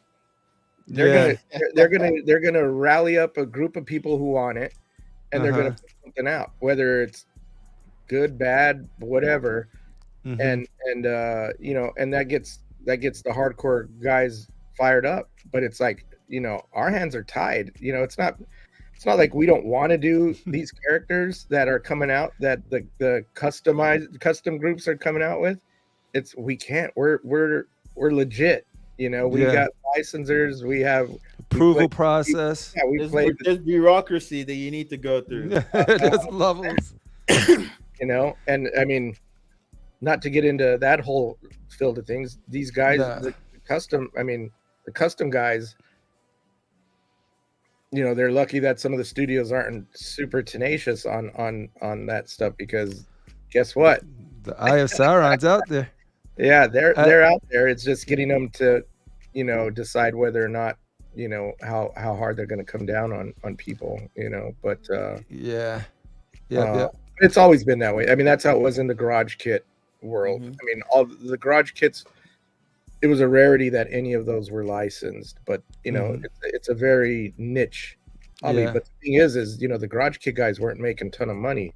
You get some of these collectors that are or these custom guys that are getting ambitious, Yeah. so to speak. Logos and everything. I'm like, if I was ever to do They're just custom, talking what Sideshow's been doing forever, man. They're coming out with bottom and that's the funny thing, because I think because I've been in it so long, I think all the collector community, the hardcore guys and girls that are collecting, I always think, man, they've been into it as long as I have. So, and I think I touched on this where I'm like, you guys know what the history of all this is, because I see people going like, man, this custom group, they started the visual storytelling of the wraparound bass and all this bullshit. And I'm just going, wait. How long have these people been collecting? Because I did that with the he's shooting Batman line. I'm shooting all right, Yeah, but and I'm thinking, I thought these guys knew their shit. And then you end up, during some of the talks, and I'm not taking anything away from them, but during the talks, yeah, man, I started collecting 3 years ago, or I started collecting, like, I get it now. There you go. Talking the talk. That's the thing, that it's all recycled. Always new people coming in. Going in the back.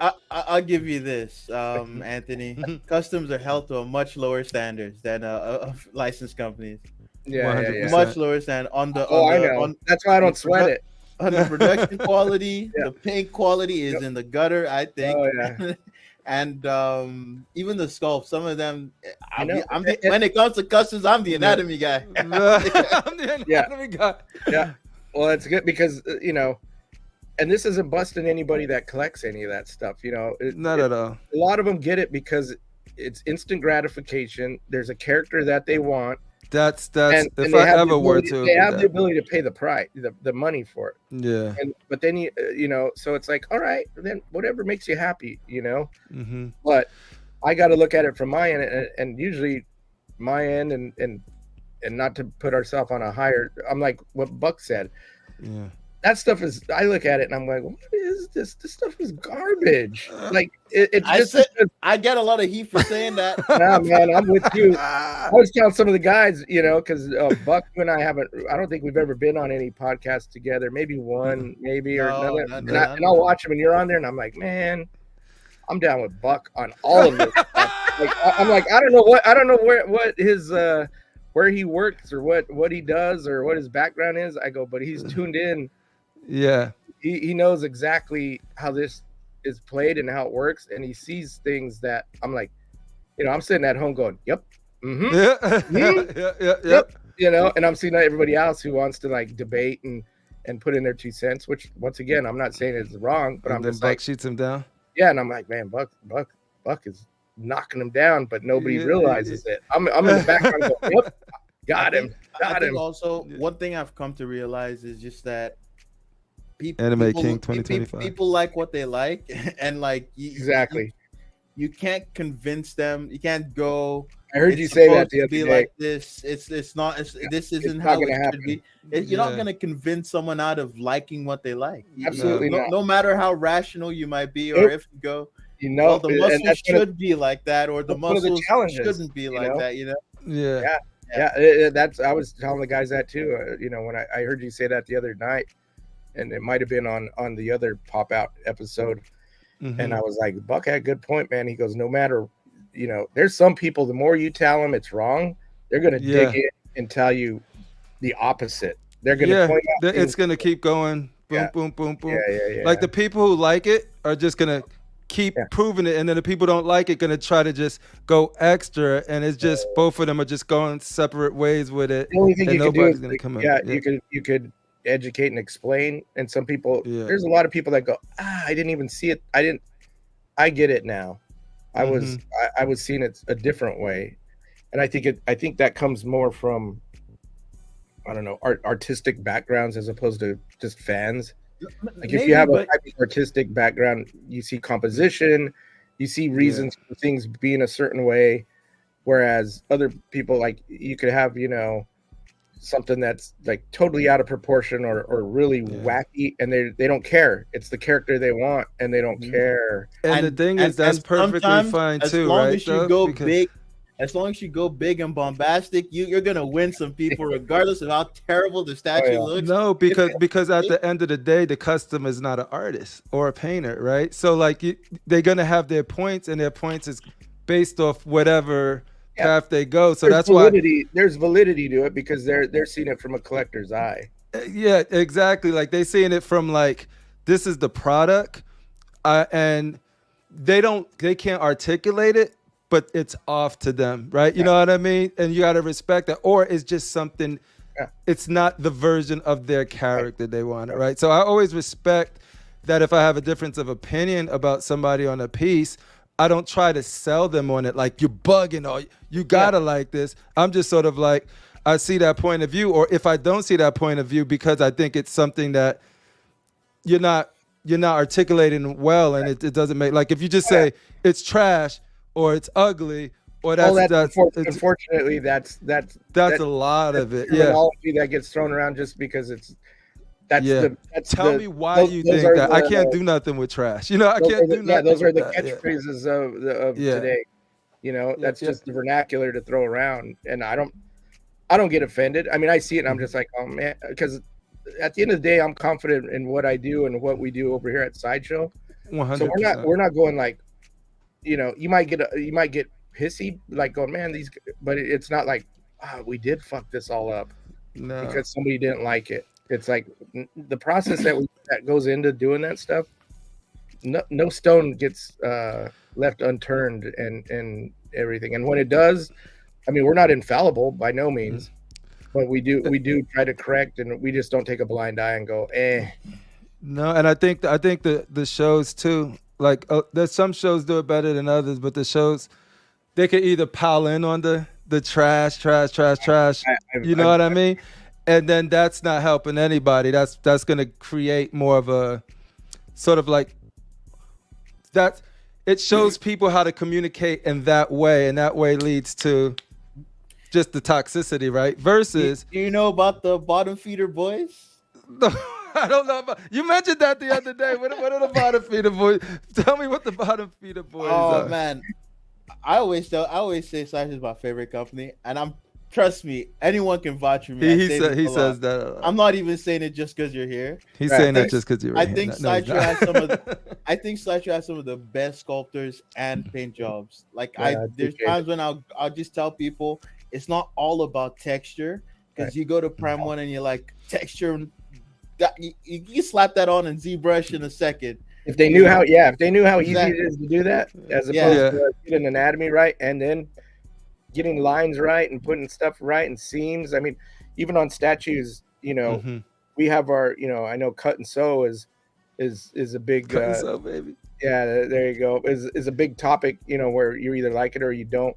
But I mean, it does hold relevance even if it's not cut and sew, because then we go to our artist who knows we have a couple, but our in-house that's been with us forever.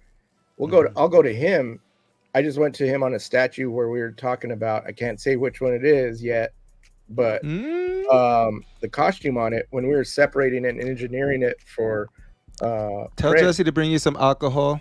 Loosen it up. He's got home. I'm home alone at the building right now. At the office. But I mean, I'll go to him and go, because I can easily go, oh, we need a separation line for production so the arms could come off, because you can't hold and cast something that's in a pose like this. And then put an outfit on them because it won't fit. You have to consider something. So usually we'll have to figure out, and this goes to show you how much design and forethought goes into it, is like we have to put a seam in the costume to allow for engineering to take place, so you don't have a physical seam in the final piece, if you get where I'm coming from. So somebody could either just go, all right, just put a seam across his arm and put a physical seam like the costume was sewn on, like if you have a seam in your shirt or whatever.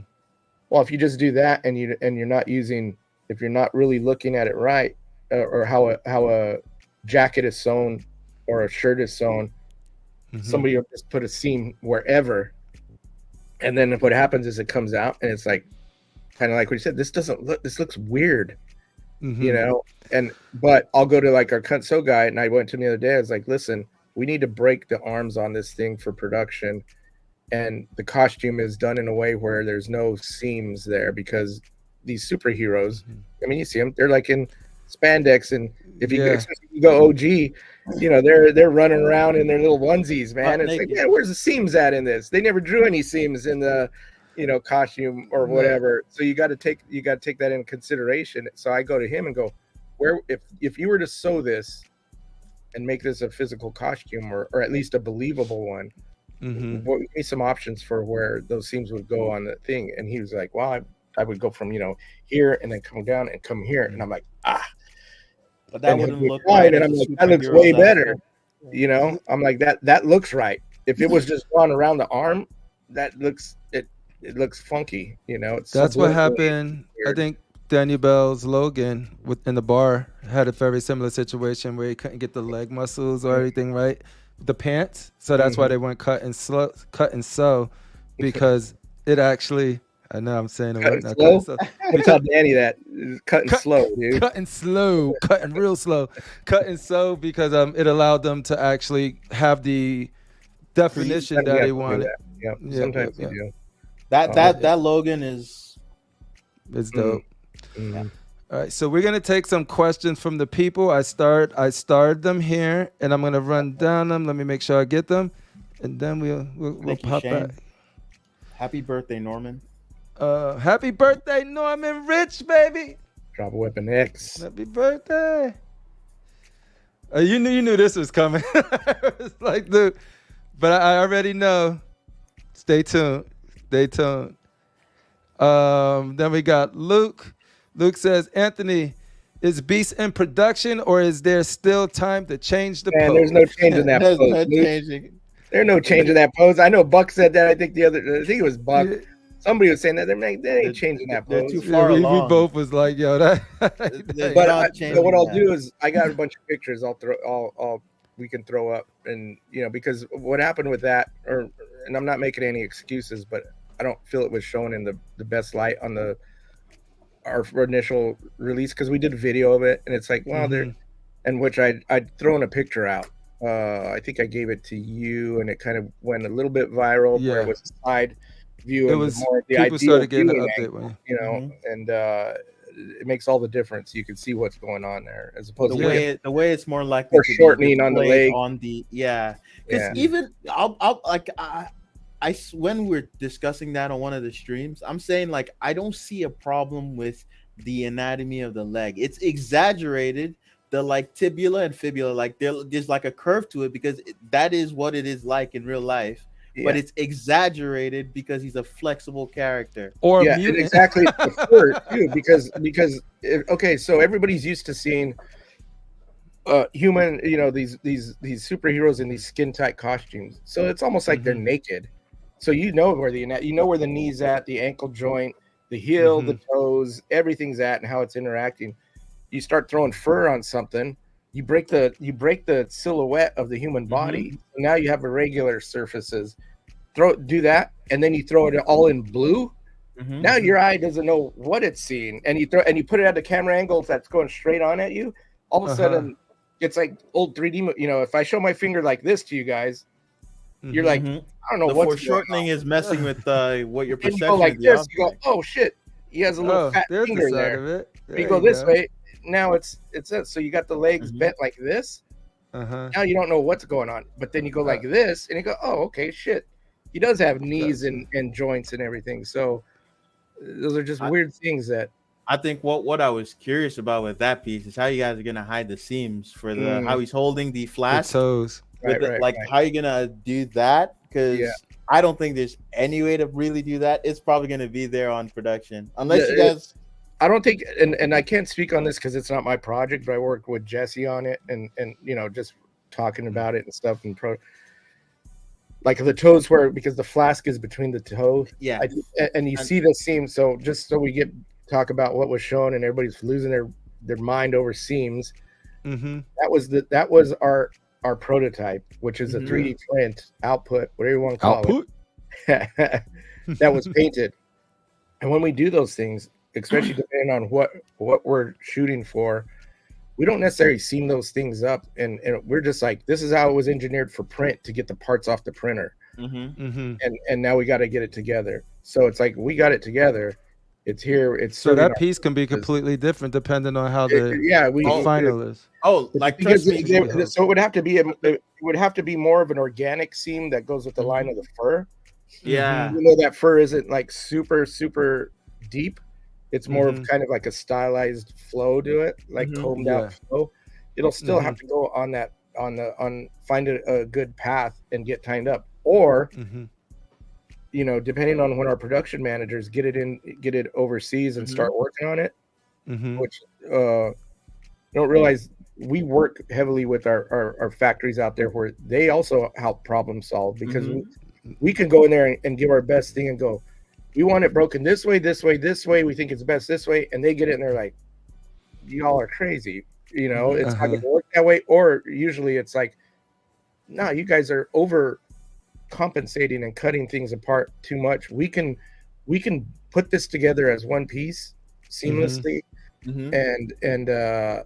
and make it so, which They can mold some things in certain ways where it works. because they'll do molds. Like if we did molds, a lot of people do production or prototyping molds. They'll do block molds or whatever, and they're very thick molds, which makes it hard to get the piece to come out Do a two-part. Yeah, a two-part. Whatever. When they do it over there, they'll do very thin molds that are like blanket molds, and they're able to peel those suckers off, and they can have a little bit more elaborate pieces come out of there. And then when they burn through the molds, they just make another mold real quick. So there's a whole different process. And now with 3D printing,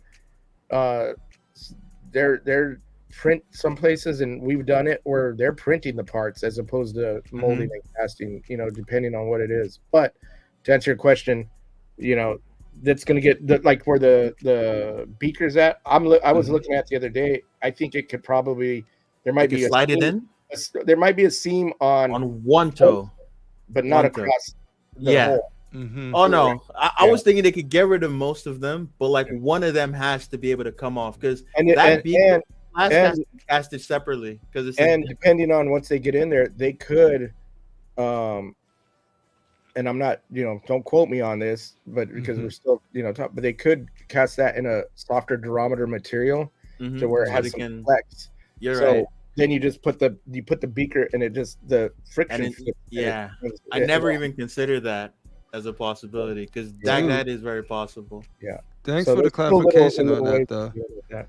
Because like what you see in the outputs, all of those seams could be it could be a different pattern, different places, brought together differently. If you've seen how all the seams are, like on that vampire piece that came out, chick. Yeah, vampire. Have you seen how that thing's like a Rubik's cube? That thing to work, with the clothing and the frills on the dress. I didn't even notice any of them. That's what I wanted to know. How the hell do you guys do the lace? It's all paint. How did you make pattern on the? That's Will knocked that out. Hard bottle in the building. Extruded, the details extruded out. So when it's painted, it's painted like flesh, and she painted it, and then she just lightly dry brushed goes with. Oh. Yeah. So but she did it in such a way. Even when I seen it, I was like, "Damn, Chi," because that's a tough thing to do. Dude, I was looking at that. I'm like, how the hell they do that? Every time I see that statue, I say I want to know how they did the lace. And that's one of those things where you have to overcompensate on the detail to bring the relief out hard enough where it's going to catch the paint. Can, like, dry because if you get too soft, because a lot of times when people sculpt, they sculpt it realistically in scale and want to make it super perfect. While by the time you clean the point, you print it, you got to clean and sand to get the print lines out. Now you've taken off a little bit of detail, and then once you do that, it's got to get primed. So you add a little bit more, and then you got to get paint, and then it adds a little bit more. So you got to know how far to push that detail out. to catch the paint that allows you to pull off what she pulled off on that. So That was dope. And like that bishop now, we're seeing the because a lot of people like I tell people Sideshow can do like textures if they want to. It's not a matter of like no, like yeah, that's it's like like you said. it could always happen. It's just a stylistic choice that Right. that is being made. Right. And with like that bishop now, so we can see the like the output, and we can see that he does have textures in his suit. However, when it gets painted, that's gonna actually look different again. I don't want it thick. super simple like the cartoon though, bro. I want No, a it's not- little it's bit not- of modern to it. It's not gonna look super simple, but I the don't want textures it are to- not gonna be I as don't- pronounced. I don't want a is what I'm 2D saying. freaking. But I'll take what I get. I'm just saying, like I want that one to be more mature. It's not gonna be as cranked out as XM's details. That's what I'll tell you. Because here's the thing. Sometimes, and this is not. I'm not saying XM or Prime One because, to be honest, I've never seen an X. I think I might have seen one XM piece in person, ever. Yeah, Like, gotcha. they're just not around. I mean, because they don't. They you shouldn't really, be. They I don't have any of them. They're like really have to track those things down if you want. yeah, them. like you. I've That's only seen illegal to get pictures, those but things. there's some people that there's some Arrest people those. there's some people and once again this ain't I'm not saying this about XM, but some even let's just say custom guys, just because you put a bunch of texture on something doesn't make it cooler and better. Like that it's almost the opposite. You're hiding you're overcompensating for your lack of Unfortunately, a lot of people do not care about secondary forms. They just care about I want to get to the textures, and is this the character I want? Dude, that's so unfortunate because I think those are two extremes, right? If you're talking about the extremes, like this, if you're arguing that a lot of people put textures for the sake of textures, that is true. That is an extreme of some of the worst examples of it.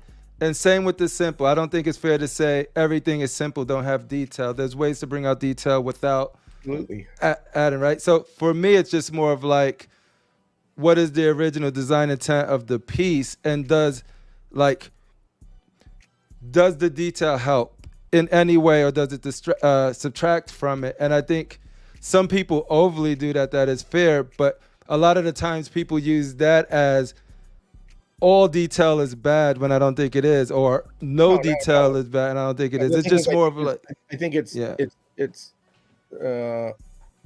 people equate a lot of texture and detail to they automatically quality to a fantastic sculpt. No. Because it's I better. think It's like the foundation crazy. you're putting the textures on top needs to be solid before you slap them on. 100%. And there's a lot of times when it's not.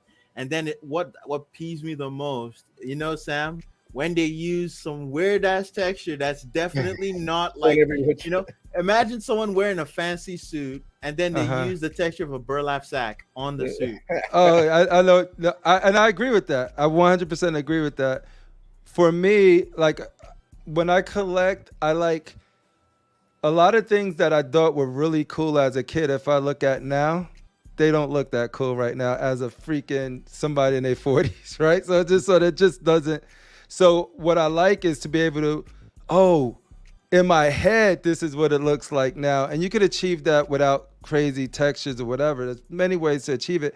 But I rather have it a little more modern than like just something that I really enjoyed for nostalgia as a kid, but I don't really want the toyish aspect of it. I just want the art aspect of it. I just think the thing is everybody in this hobby is so passionate about it.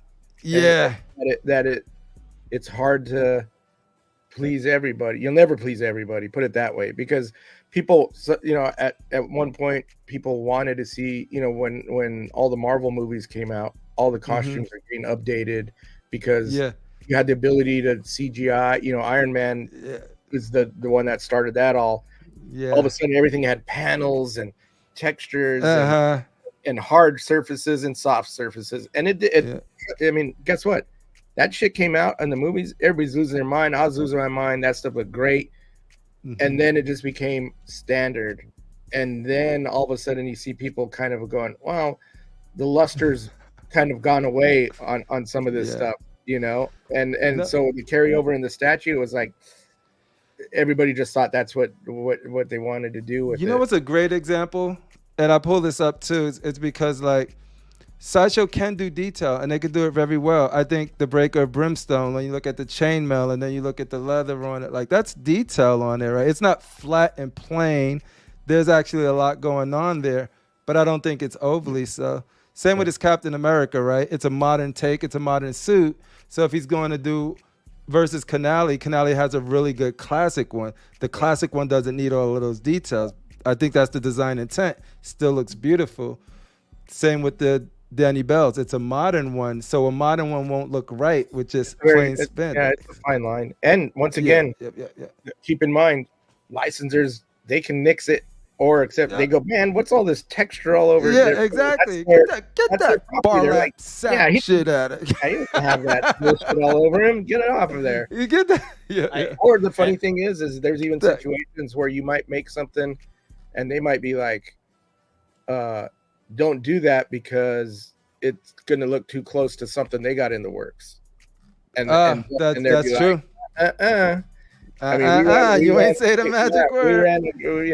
We ran into pieces that have actually inspired stuff that's been put on the big screen and that they didn't do, you know, and vice versa. I mean, you could go all the way back, even the first Iron Man. We had Adi Granoff do some stuff, and next thing you know, Adi's the main guy doing all the stuff. Really? Kind of like, yeah, we had that. We had the first one where he was punching on the ground with that 3-point stance. Nobody had done that statue ever, and it was now he's in a movie 3-point stance.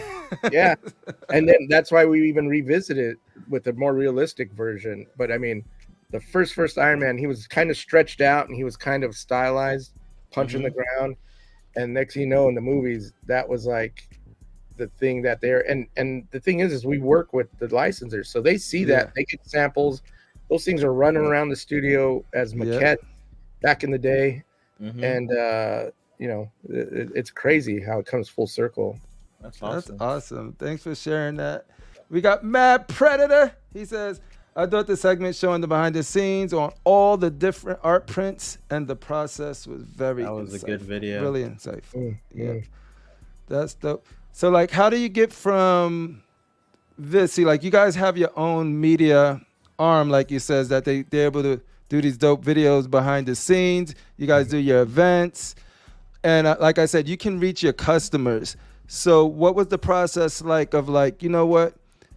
Let's go hang out with some of the community shows. Like you got your reach already. You don't have to do this, but Sideshow is doing it and it's much appreciated. We get a lot more insight. We could better educate the viewers on what's going on. What was that like? Because before it was just like, you don't really hear anything, but now it's like, yo, Danny Bell's on Cool Nerds. He's on our show. You're on our show. You're on the Collector's Table with Adam and Shane. So like, I think that it was just kind of I think it evolved because so we wouldn't be doing that necessarily. I mean, if we did that on company time and I mean, it takes a lot of pre-planning. There's a lot of cogs, put it that way. There's a lot of in the machine. So it can a lot of approvals and it could turn into like a very scripted type thing, and we'd run this, that. Not saying that I'm not saying that Danny or Martine or Jesse or myself are off the rails, but you know, they trust you guys though. Yeah, there's a little bit more trust thrown out there, and they see like, you know, StatueCon was the kind of proof shout that out to Marcos. Shout out to Marcos. Proof that there's something there, like meeting with all you guys and getting out there, and because we used to do that back in the day. I mean, at Comic-Con we used to have, because Sideshow, we were doing a lot more 1/6. We used to have like a 1/6 community that was really huge at the time. And we used to host. They used to host a party. We used to go Sideshow and them. It was the Sideshow 1/6. I forget the name of the forum. But we used to have an after party. No. What was that? They're collector freaks now. Yeah, they are Collector collector freaks. freaks. That's the thing. So, um, we used to host a party, and it was basically like what Marcos had done, but it was pretty big. So after Comic-Con, we'd have Mm-hmm. big dinner, and we'd have a open bar, and we're just out Mm-hmm. there as fans, and they're able to meet the artists, and Mm-hmm. they're raffling off shit, and it was like a little party. And Yeah. we kind of got away from it a little bit just because Sideshow was getting so big, and we're busy doing other things, and like I said, there's so many things to have to deal with. It's like, you know that's not that can't take priority in the daily deal. 100%. And I'm Yeah. and I mean, look at right now, it's 9:30 on my You're end, doing this on your time. and you're hard pressed getting anybody to be hanging out at 1:30 after work. I mean, I'm not trying to toot my own whistle, but I told him, I said, if I'm not doing shit at home and I'm just relaxing, I'm more than happy to get on there and jibber jab Yeah. and talk and hang out. And Honestly, thank you for sharing your time with us like this. Much it's appreciated. all We good. appreciate it. I appreciate the invite. I enjoy it because Uh-huh. I'm around the same guys every day, and I don't want to be getting so lax and forgetting the other end of it, because I am a collector and I do spend my money on this stuff. So I think I can relate, and Jesse and some of the other guys can relate. Jesse's a huge collector, because at the end of the day, not everybody are collectors at Sideshow. They collect because they can and they get some, but they're not hardcore. And I consider myself pretty hardcore. And once again, it's not necessarily pre-painted statues. I'm not even a big comic book fan. My stuff is like, how he said he's seen the Tarada piece, and you look behind me, there's no big 1/6 stuff back there. There's a bunch of not a bunch And of that's what I love, though.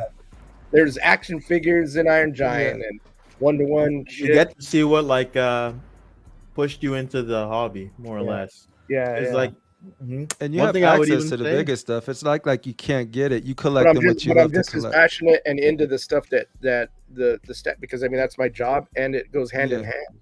Yes. It's to me, it's like model kits. I'm around model kits every day. And I that's want to what I'm- ask. I want to ask you this. So, like, as you were like getting into this whole process, you were getting into the hobby. What were the like people that pushed you? Sorry, not into the hobby, but like, because I know you said you started with garage kits. Mm. Like, was there any sort of classical training involved, or like even if there wasn't, did you maybe like magazines or tutorials or like? I was always I grew up in I'm from Colorado, and from a small place in Colorado called Pueblo, Colorado. There's nothing like that out there, but I was always interested in art as a kid. But with my grandfather, who's passed away, 8 years ago, he was Rest in he peace. was rest in peace. He was always there. I was always into nature and every toys, but my thing was dinosaurs and King Kong and Godzilla and Creature from the Black Lagoon and the Wolfman and all that stuff. Yeah. So my grandparents, I was always watching the movies, and then the Aurora kits that were out at the time, they were buying them for me, and I was building them. And I just that was my thing, with my grandfather. Yeah. And it just kept going and going and going, and to where I was always, and then I was building dinosaur models, and it never kind of waned. It just kept getting bigger and bigger. The only time it kind of went back was high school. High school, now girls and partying and the usual, whatever. Yep, up in the club and everything else. But it evolved into like gaming miniatures, D&D and all that. So I was painting miniatures and building little dioramas and. Any 4K? Did you ever paint any 4K? Never. Mine was always the No monster. Warhammer. No No Warhammer. I had bought some, but at the time, I'm old. Warhammer wasn't even a thing back then. It was still just OG Dungeons and Dragons and stuff. But I gravitated to them because of the sculpture. They were so cool. Little dragon hearts and all that shit. Yeah. Skeleton warriors and everything. So I was buying them, but I was never playing the game. I played D&D like twice. That wasn't what interested me. What interested me was characters I love D&D. Awesome. and everything. So then that that stalled out for a few years, like I said, after high school and everything. But then that's when I got back. I realized that seeing all the Japanese stuff, and then I lost my mind. And then All right, that's what I like to hear. Yeah, it was all the crazy original Japanese stuff. You know, like I love to hear it too, man. Yeah, Terada and Takia and Narasawa and all these artists out there that were doing original stuff, and at the time they were doing monsters and stuff from the US, like so Predator and Alien and Universal Monsters were big, and I just started going and built. But I was self-taught, so the more I was into it, the more I just took it upon myself to do it. I didn't know anybody. I just kept doing it and figuring it out. And whenever you hit like a wall and you felt like I need to, like, were there like any, so because I understand being self-taught, would you like go look at a specific person that this guy does this thing well, I need to replicate this technique? It was always the Japanese. It was Hobby Japan magazine, because that's what I wanted to know. Yeah, there was no, because there were no magazine. There was like Fine Scale Modeler and some other stuff in the US, but it was all military and cars, which of course I built military and cars, but it would never hold my interest. I was always so Hobby Japan. I think when I found, I still have how many kaijus have you painted? A bunch more unpainted than painted. Because in my head, I used to always customize them and want to repose and do a bunch of dioramas and shit. In my head, I was working it out, but that you have to like sit down and commit to it, and then you go, oh, I'm gonna do this eventually. I know what I want to do, but you got to find the time to do it. But it was Hobby Japan, because those things are like even though I didn't speak Japanese or read Japanese, the visuals of those magazines, and they're done so well, and the photos, you can learn just by looking at that stuff. And they'd always had like concisive showing their steps. So it's, I think people, especially nowadays, there's so much out there now, like that's instructional. Like if all the stuff that like AK and, you got to think there's all these companies that specialize, say, in military or whatever. You don't need to just paint military to learn. You can pick up those techniques and put them to something else. Exactly. And especially now with the miniature guys that are out there now, they're insanely good. They are insane. Like they have a completely different style of painting. They are, and the way and just what they're able to accomplish. And I used to paint miniatures, and I go, and I'm like, I'm pretty confident that I could do whatever I needed to do and get it to look the way I want. Even if I would see some of those high-end mini painters from way back in the day that were doing like winning the Golden Demon Awards and stuff, and I was like, man, I could do that. Yeah. But now, man, geeking out right now. Yeah, man, I'm looking at the shit that's out now because I follow a bunch of people, and I'm like, I don't know if I could do that, man. Some of these guys in Europe, they're insane. I'm like, yeah, it's like Spain and Italy and all the Europeans dominate the miniature paint game,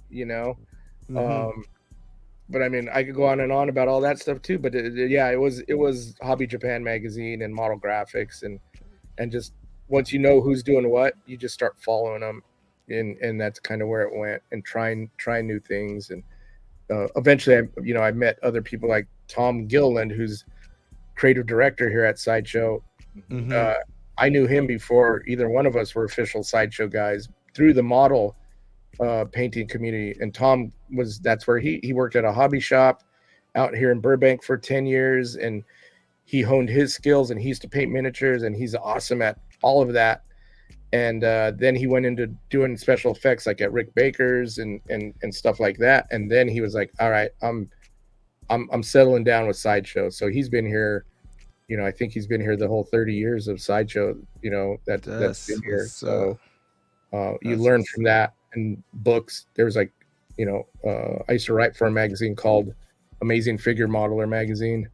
I wrote for that magazine for like 10 years doing dioramas and paint and customizing and stuff. So dude, so you wrote for magazines, you painted on a hobby level with the miniatures, you painted on a professional level. It's awesome to take all of dinosaurs, life-size dinosaurs, which I actually was just looking at some of the videos you're doing it. Yeah, big old dinosaurs. It's dope to take all of that experience you gathered into a a management role, because I feel like all of that is useful. Like especially when people during the paint process, if you got to write something, Yeah, all you of got to that be stuff. able, to help out the team or do some problem solving, and if especially if you're working with a younger team or whatever, not that they're not talented, but they might not have they might be looking for answers and don't know where to go or whatever. If you have if you have some experience, even if you're not painting or model building anymore for the company that you're working with, your ins and outs, you did it, so you're in there and you can tell them, like, try this, lighter this, darker that's not going to work, or that is awesome, or whatever it may be. You just it's not just about going, hey, when are you going to finish this? No, it's about that's not what it's about. Offering some of your experiences, some solutions, and all of that good stuff to try out. Problem solving.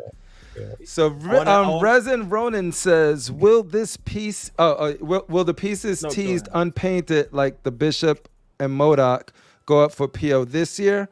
Also, any plans to do an Omega Red? That villain might tease the mess out of me, because he's one of my favorite X-Men villains. But that'll open up a can of worms that go start doing villains and shit. But yeah, I don't know if you got anything to share, but that is the question from Resin Ronan. Modoc, I don't know if it'll PO this year. That's Jesse's project. Right now, it's we have the sculpt all done, and it's not painted yet or anything, so it might not. Don't hold me to that. I don't know, because it's big, but it's not that difficult of a paint, to get into paint. So it's just how it gets into the factory, and where, once again, we have a marketing department on that has plans for what we're doing, so they're the ones that are setting when these things happen. As far as Omega Red goes, I can neither confirm nor deny on what's happening there. I'll leave that up to you. All right, he left it up to me. Yes. Heard that from me. There you go, Ronan.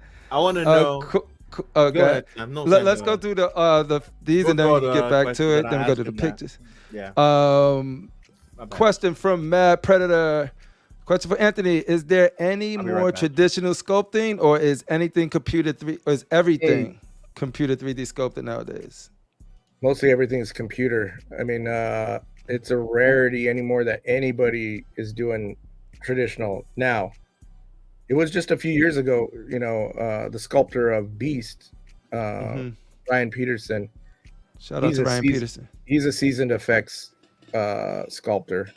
He's worked on tons of movies. Yeah, he worked at Rick Baker. He's worked for everybody. He's awesome. Super humble, awesome guy, super talented. And he did all of our life-size Marvel busts. Venom, Hulk, Wolverine, all that. Those are all traditional. Really? One of these other podcasts, I'll bring some pictures to show him sculpting those. And it was just amazing to see. I mean, it's amazing to see the guys on the computer sculpt.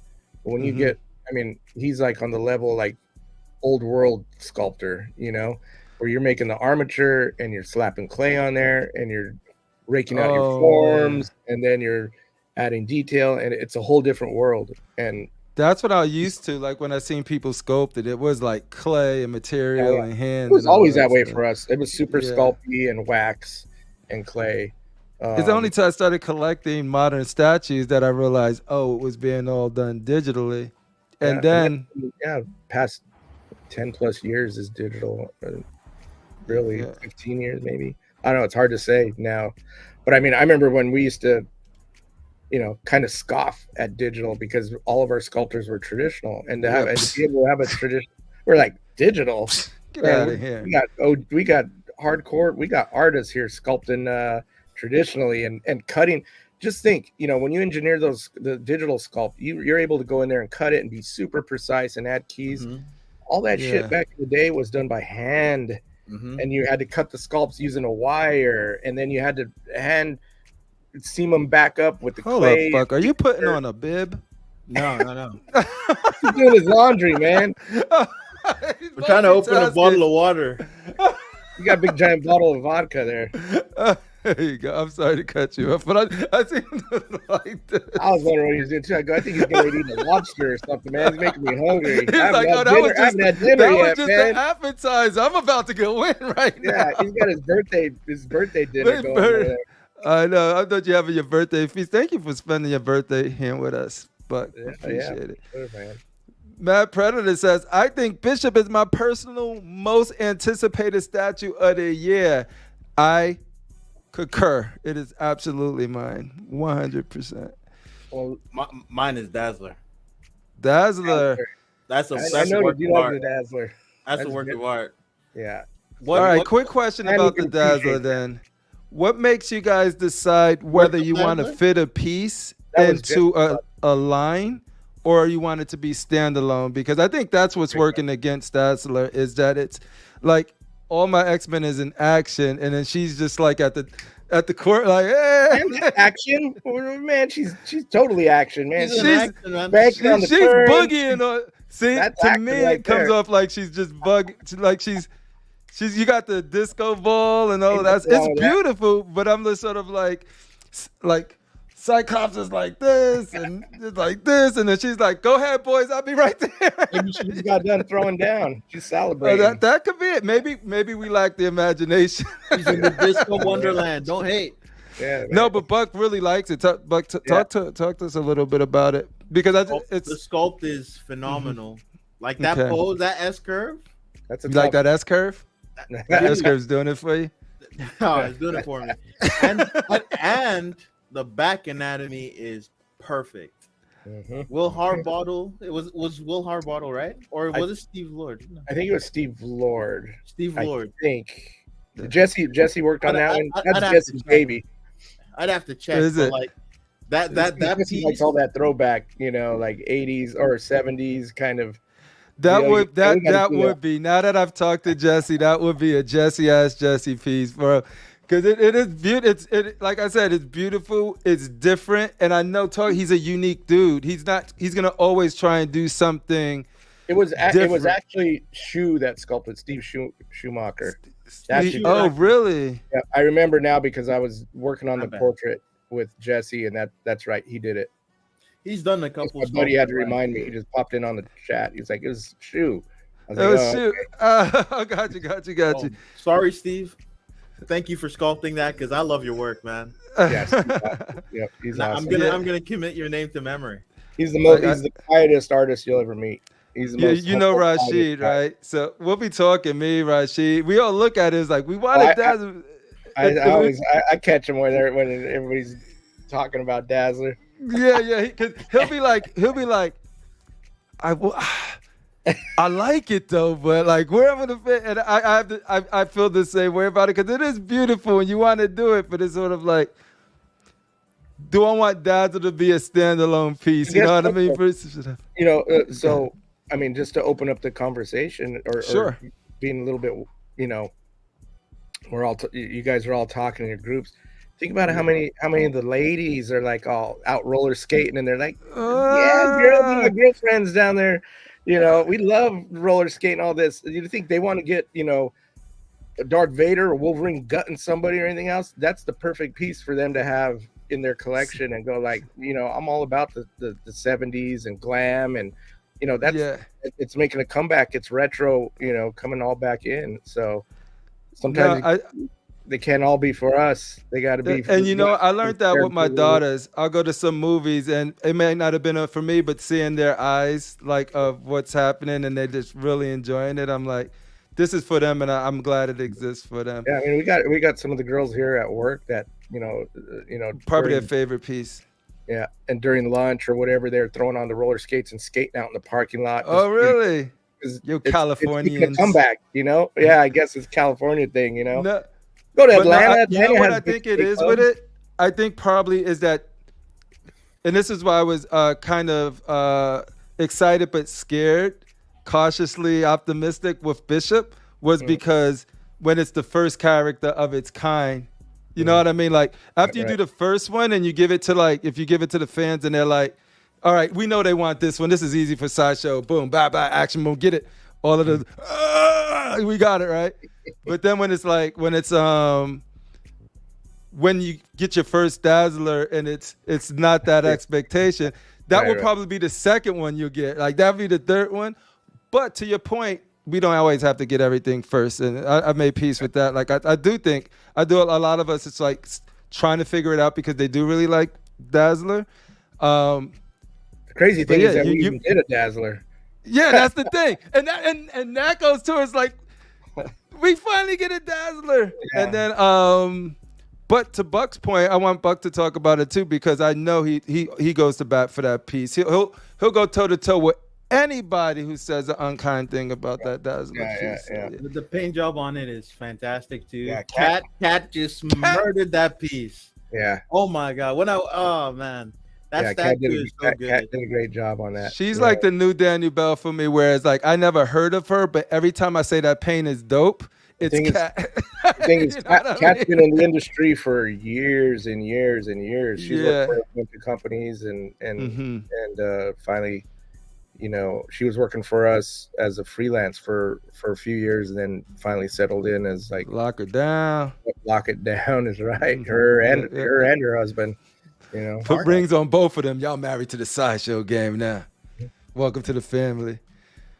Yeah. All right, cool. What else do we got for the people? Did I get everyone? I think we did that one yet. Wait, let me see. Oh no, we didn't get that one. Resin Ronan says, I appreciate you guys show the production sample of the Mr. Sin production came out damn near. Oh, I'm sorry. Where am I at with this? Production came out damn near the production sample. Damn near like the production sample. Like that one did. That one. What else we got here? I think we did that one. We got my boy Evil Joe. He says, is there someone on the factory floor overseeing things? I think you went into that. Like that's something you guys started doing. Yeah. We have our QC out there, and we used to go out there on our as well. Now we depend more on our QC teams that we have out there. That's what's up. Comic Galaxy says, I've been customizing my statues, mostly Sideshow, for the last couple of years, reworking scopes, adding accessories, and repainting things to my liking. I recently started sculpting my first statue. That's what's up. I love that because that tunes into like my model building, my hobby. Because I've always said my hobby became my career, and unfortunately, but you never know who you inspire with that one video, that one story. Like they see those paint videos, people interested in it. You can. And I think I did really get to talk about on the paint videos. You know, we show it right there, man. There's a tutorial of somebody's going, how do they do that? Like you can watch that. You can watch those short videos and figure it out, even though it's kind of like the bridged version. Yeah. Just watch them, you watch them enough and you see what's going on and then just try it and you could start putting it together. You know, I wish there were videos like that when I was trying to my goodness, right? You know, yeah. When he also goes over using sponging techniques to talk about dry brushing, all that stuff is excellent knowledge, you know. Yep. Comic Alex says, I really prefer traditional sculpting, so was wondering if Anthony Mestas thinks there's still a place for traditional sculpting in Sideshow. I'm still a fan of traditional sculpting. That I actually, I think I don't want to say appreciate it more, because I do appreciate digital sculpt, because some of the stuff that's done in digital, there's no way you're doing it traditionally. Yeah. Those surface textures and everything that's done to the micro unit that you can pull on digital, you can never do it in traditional. But in the same aspect, to have, if you get a master artist that can push clay, have that clay in your hand and in front of you and manipulate it and get slight gesture and pose. It's a very tactile thing that if you get somebody who's good at it, like say Mark Newman, I mean, that guy, he pulls the stuff he pulls off in clay, like he does digital now. But the thing is the industry, if you're in the industry, you have to be digital, because now the requirements that go into what customers and fans expect, because of the textures and the just the mechanical fit of it, just the way everything works, it has to be digital, and that snowballs into approvals and stuff. The way the licensors and everybody look at approvals. Mm-hmm.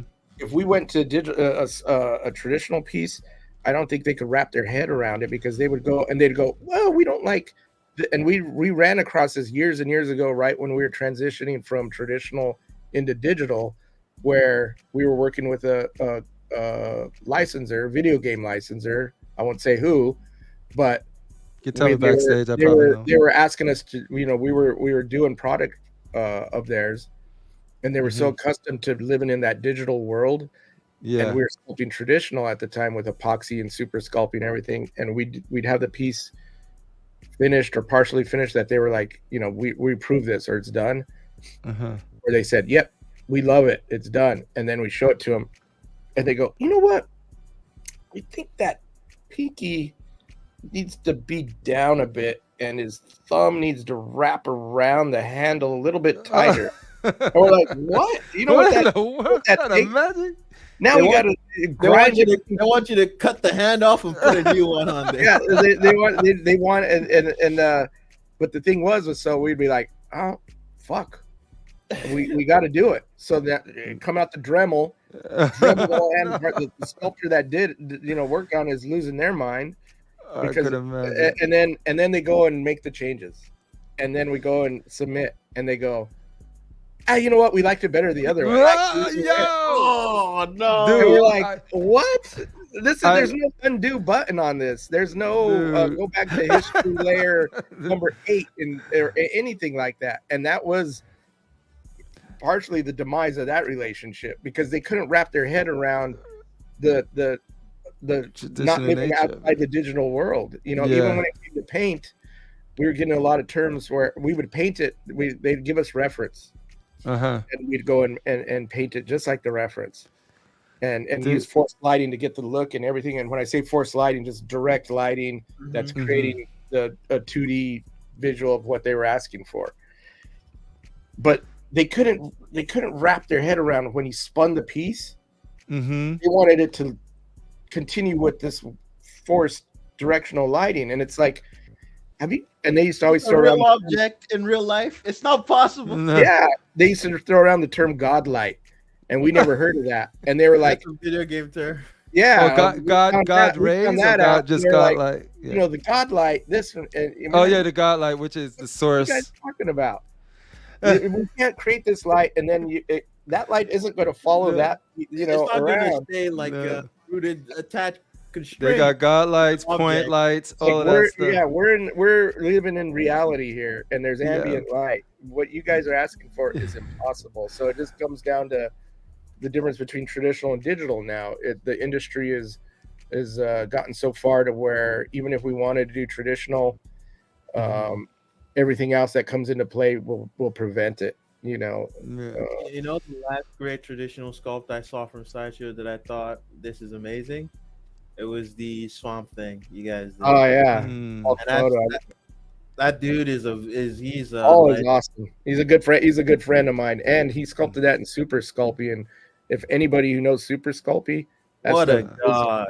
Itch to sculpt in. Most traditional sculptors don't like sculpting in that because it's like bubble gum, and that shit you have to bake, and when you bake it, it cracks.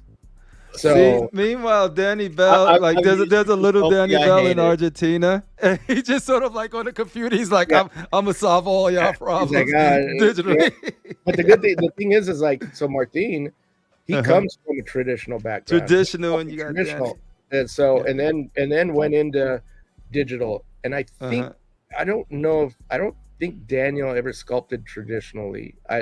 Don't quote me on that, but I thought I heard him saying that. We talked a little bit about it. He's like that he never really did. You remember he wished he had Martin's hands. That's one of the gifts he wanted because Martin can do it traditionally. I knew Martin. But I think that's a powerful combination to have at Sideshow. It's just somebody who understands it from a traditional level, and also somebody who's bringing in the new digital. Usually, you could, like Will Harbottle, he was traditional. He really, and he transitioned. You always know the people. You could usually spot them that have a strong traditional background in sculpting and anatomy and everything, and they come over into digital. Yeah. those people are the powerhouses of Really, sculpting I because would imagine. Yeah, cut your teeth on knowing your fundamentals. A lot of the new they jacks got a that good are core. sculpting, they're able to get, pre-posed T-pose bodies and just start bending shit around all over the place and slapping pictures on them, and you're like, man, they might be able Yo, might be able to do a good face, but it's like uh, everything else is like, where's this? What's happening? they're like, what? There's an undo button. They I don't know got how this. muscles expand. That contrapposto is always Yeah. working. Oh, yep, exactly. Yep. We got Casual Nerd Problems. Shout out to Casual. We got Sideshow is known to do crazy edgy pieces such as Wolverine on Sentinel Hand. Should collectors worry about leaning issues anymore, or is that a myth these days? Shout out to Casual Nerd Problem. Tuesdays 8 p.m. EST. it's shouldn't have to worry about that. And I think this is going to segue into some stuff that we probably should get to before we run out. Yeah, of time. let's do that. But I gotta leave this too. the thing is I'm not going to say we've never had those issues, and I think we discussed that at Statue Con, where it was like, the process of like you almost don't know until you crack one of those statues. I mean, that's how we found out on the first end, where all the plans to make this work is working, and then you have to get into the guts and see what's actually getting in there and see how it's playing out and everything. And we kind of figured that out. There are some pieces that slip through the crack, because there's some where I've seen, put it this way, I've seen people show some pieces that have leaned or whatever. So then we go back to our customer service and go, is this running rampant? Because I'm seeing people are saying all their statues are tipping over, and it's just like they're just flopping around like fish out of water. Yeah. Then we contact customer service and they go, we have, we only have 3 people that have ever came to us that have said that, and I'm like, what? But it's running rampant. I believe the hype that's going on social media or whatever. All it takes is one picture. Doesn't need to be more than one. All it takes is one picture of one problem like that. I agree, and I get it, because who wants to be that one person that had their $1,000 statue eat shit because it leaned because some weird thing happened that we didn't know about or whatever. But the thing is our customer service, contact them. They'll have oh my goodness, I never had a problem with this. Another thing I would say too is people are worried about the future. People want their statues to last, so they don't even know how long is it going to take before the industry is too young. I mean, look at Hot Toys. I mean, Hot Toys was doing all those crazy costumes for Batman and adding all that stuff, and I have some, and they were awesome, and we were paying $300-$400 for them. Next thing you know, and I'm not busting on the Hot Toys, but because everybody knows this, all of a sudden you get stuff starts cracking or whatever. I had the Ed 209 that I paid big money for, and they had used a rubber material, like a silicone material, for the screening on the top of the head, and that thing lasted maybe about a year, and the whole thing just cracked and went to shit on, and so that left everybody kind of like, what are we doing here, But I got that's probably close to 100 Hot Toys. I mean, we go out of our way, even more so, because knowing that there was some issues, regardless of what we were putting the supports and everything that were needed. It's almost like I was saying about paint, you overcompensate, not like you over engineer. So there's some. I'll show you. I have a picture that I want to show you. Let's do it.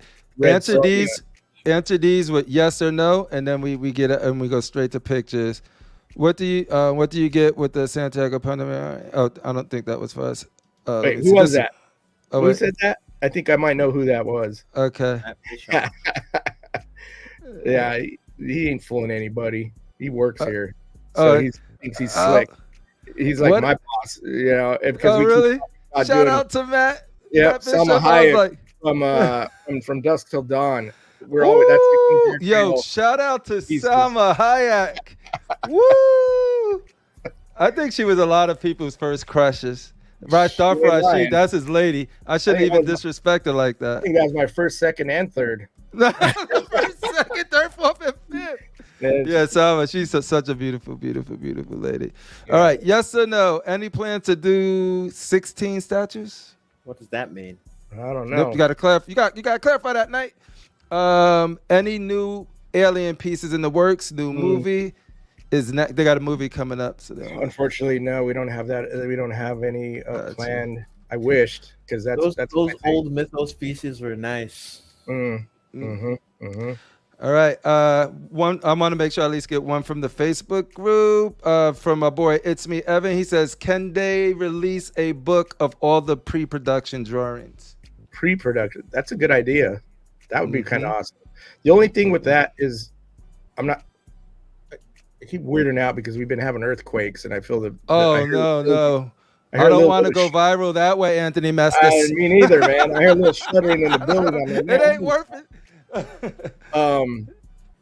Wow. As far as that goes, I think that's a great idea. And who knows, it might be that. The only thing is, from a logistical licensing way to do that, because now you got licensors that come into play, and you start showing drawings of characters, and it just gets weird. You have to get all that stuff approved. You would have to get that approved from the licensors, and got you. So it's a whole other approval process that we've gone through that with all the other books that we've done.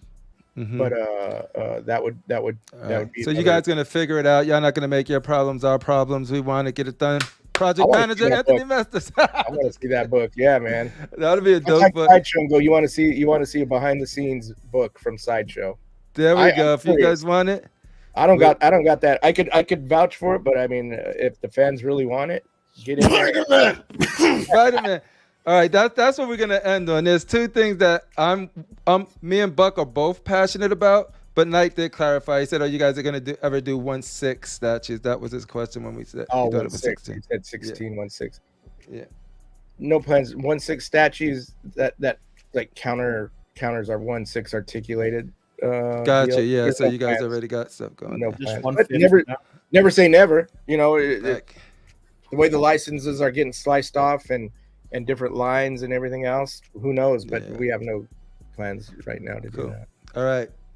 So Transformers. Are you ever going to do Transformers? I don't know, man. There's so much. I know Sideshow could get that license if they really wanted it. Yeah, it's just like it's a tough one because Transformer pieces aren't easy pieces to make because of all the parts and the paint and everything. You got people that do it great now. Yeah, so it's like we would really be. I mean, we've done pieces like Voltron, which is I think that was the last one I painted before I left out of paint. Yeah, I gotta see a Voltron. I didn't even know that. We did an original. It was almost like Marco Plouffe. No, it was Will Harbaugh. Mr. Harbaugh. Yep. I gotta go look that up. That was Will. I would not have expected him to do hard surface. He didn't expect to be doing that hard surface, man. He was working it, man. When we had another art, one of our art directors, designers, JP Mavinga, that was here, and that was his forte, was hard surface, and those two worked together quite a bit. And Will was like, "You show me what you want, and I'll do it." But Will was kind of like, "I can't come up with this, but you got to show me." So JP was like blueprinting that thing, and Will was knocking it out. It came out great. The only reason I think that Sideshow, there's still room for Sideshow to get into the Transformers, because there's a lot of people that I know that won't pay a lot of the prices that some of them cost, and I think you guys could do a nice, still kill it, get some great representation. We did that. Do you remember when we did I don't know if you remember, we did the Optimus years. We did it before Prime 1 came out with theirs, and Prime 1. Really? No, I don't think I was connected at that time. They came out with their first one. They modeled everything they were doing off of what we were doing, and that we did Optimus, and we had the files from ILM because it was the movie version. Okay. And it was we don't want those movie versions. Well, you know. We didn't done any OG Transformers. Yeah, see, if you would have did G1, that probably would have been the route I went. You know what I mean? So that's what I'm saying. Those are easy. You just get blocks of wood and just put them together and make. No. Where he's not lying. You get some cardboard, man. He's shooting at me. No, Yeah. but go ahead and present your screen. Yeah, so I've never done it on this thing, so So there's a present button right at the middle in the right, right. center. You Okay, click I that, see you it. go share And then screen. okay, so let Or me. you could blow up your picture, and then that'll come up as a window. Once you hit share screen, you'll see your tab, you see window, entire screen. Just go to window, and you should be able to see that window. Whoa, slow down, Select slow it. down. All right, I got you. Okay, I I'm got you. gonna choose what screen you want to select tab. Also, Chrome tab, Windows, Wouldn't mind if you entire. messed up Window. and show us Yeah, some just have Spider-Man it stuff already like that. clicked on. So just Buck Fangs Oh, wants I you to got- do your entire screen. No, Yeah, get that out of here. yeah, so click the picture that you want and make sure it's up in a little window. And once you have that, once you hit share screen, you could go to window and it should come up in that list That's the of crazy thing. windows you have I got open. 2 screens running, but here, let's see. Hold on here. Yeah. Yeah. The I one had it with, all. I have it all settled out. So, Yeah, what are you yeah. guys seeing right now? Oh, no, you got to click it and then hit share. Okay. Click the. We see nothing right now until you hit share. So I got to open the photo up first. Yeah, open the photo up. That'll I'm show probably up gonna in your open it window up. screen. Maybe I'll open it up in preview. I was gonna open it up in Photoshop, but I think preview will work. Oh, So if you want to do Photoshop, then that's probably a tab. let's see. I'll try that. See what happens here. Yeah. You guys see that or no? Oh wait, no. Hit- Hold up. Okay, hold up. I do see something down there. Okay, so and I don't know how you're seeing it. If it's little or big, or I could bring it up once you say you're ready. I just don't want to bring up anything that doesn't supposed you to. can bring it up. Yeah. Bam! Okay, there you go.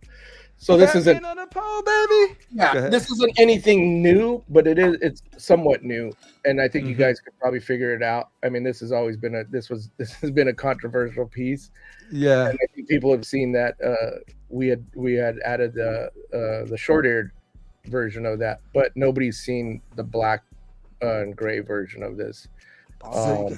So we had the one that we showed with the short ears for San Diego or Sideshow Con was the blue version. But we're also doing a dark black kind of like So V double version. So man, if anybody has any complaints other than they just straight out don't like what Martine's done, I mean they have options, you know, with the short ears, they got the long ears, they got the blue version, they got the black version. So this is something I wanted to show because I think it goes up. I think it might even go up tomorrow. Oh, that's what's up, Yeah. dude. So you get the black the gray, black and gray variant, the blue and gray variant, long ears, short ears, and like I said, I think this is a is it piece. getting bigger on your screen Yep, as well? Yep. Okay. Yep. Mm-hmm.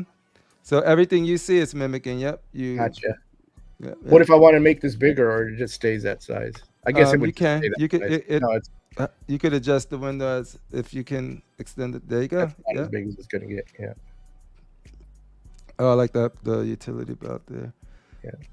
So it's just a different color play. Mhm. That I wanted to share with everybody. But Like this is what we always say, Anthony, is that like if they're gonna do color variants, show them early, right? So that people can be like, not get the blue one and be like, I'm waiting for a black one, and then get the black one, and then sort of be well, I disgruntled think a this little one bit. was so many. This one was getting so much flack that it was like I don't know if it would have, done. I mean the options there. Put it that way. I don't think Yeah. anybody's scrambling to try to figure it out. They either like it or they didn't like it. But now at least you have some options to go with, which I think this is really one of those pieces that you have to see in hand. It's Yeah. hard to photograph because we were talking about the foreshortening and weird stuff, and you got it. And it is a very stylized piece. People are going, I don't understand the cape, but I mean, Martine's gone on ad nauseum on various things just to try to let people know what he did. It was like Martine was. I mean, the joke comes where that whole red wedding thing, where it was like Martine's going to be cutting throats at He yoked me up. you know. He yoked me up. He said, "What you say about my Batman?" Yeah. I think we got that picture. We're choking you out. Yeah. I'm telling y'all gotta be prepared. Sideshow, they come to It's all play. good. It's like we said. This one has an amazing base. Yeah. It's something. All pieces aren't for everybody. So But I do think the temperature on it is coming down. I Yeah. think the initial I've seen reveal, that. Yeah, right. Because because I was seeing people that were like, man, I'm all about this piece, and I was like, where were these guys? where were you guys? Where were these guys when this thing dropped? Because there was nobody was saying that, and then now I'm seeing people where they're like, dude, I like this. I love this. It reminds me of the old school versions that I grew up with. I love the color change, the options. I'm like, well, all right.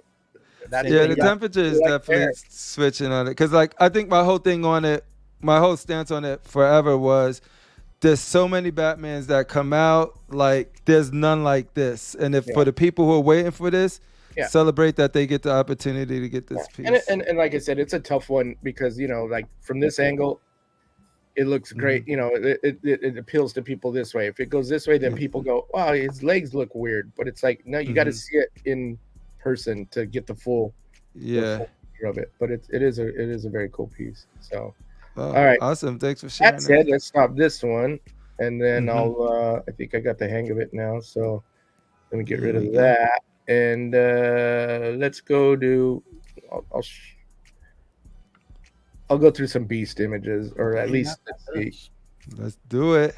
First of all, I think I'm gonna bring up this picture, which I'm just waiting for Anthony to mess up and show us some Spidey. Man, trust me, I scrubbed the screen, man, because I'm like, I ain't going on this, and then accidentally Dude, I don't want him to do that because that'll be the last time that he'll be able to come out. I don't want to be responsible for that. That's why I'm like, I'm not submitting the share until he says I'm ready, because I don't want to be like, Pooh. Yeah, why isn't this one? I always go to the Sideshow suggestion page on their website, and I'm like, this is my wish list. Come on, you guys. And they do it, and you don't buy shit. No. That's not true. They did Spider-Man Noir. I see it. Let me know when you're ready, Anthony. You could go ahead and throw it up there. So this isn't. He brought receipts. But man, I had to come in here and slap a few people. Sometimes you need to pop out and show ninjas, and that's what this show is about. And I didn't even want to go deep, but just to show people that this is my reference. Guess what, man? People can't bend this way. There's, you know. They're lucky I didn't pull a bunch more. They're lucky I didn't pull out break dancers and some Olympic gymnasts. I just scrubbed the surface with yoga, you know, scorpion yoga poses. The clap back, baby. Yeah. So it's like, don't tell me that people can't bend this way and their chest can't do this, and it might look a little odd because you don't see. You're not used to seeing people like that. And second of all, it's Beast. He's a comic book character that it's come on now. You know. That's always my stance on mutants. And defend it. I just want to come in here and be like, no. I defend it because I straight up be like, yo, I do not want my mutants with human proportions, especially when they got a mutation. I said that I'm not a fan of. People talk about they want Calverine. Y'all want Cal. I don't want no Calverine. I don't want no Hugh Jackman Wolverine. I want a short, stocky, mutated Wolverine. I want a beast that does beast things. I don't want these human proportions. I'm like Quado. Expand your mind, Quaid. Get him in there. A good way to avoid all this kind of stuff in the future is like, let me introduce you to my friend. Her name is Scarlet Witch. She said no more mutants. Yeah, there you go. Stop making X-Men characters. Let's see more Spidey villains. You know. And this isn't even the reference we used, like, because Jesse worked on that project, and like I said, that was done by Brian. I don't know what reference he was using, but all it took me to do is go yoga scorpion pose, and I was like, man, is nobody looking? Nobody opening up anything to see if anybody could move that way or do anything in that way, you know? But all you got to do is look at like the old videos of you know, people that are you know, little kids or whoever that are eating shit when they're riding their bike, and you know, like what was that show, Ridiculous, on MTV? You always freeze it on the scorpion pose where they like go head first and the legs kick up over.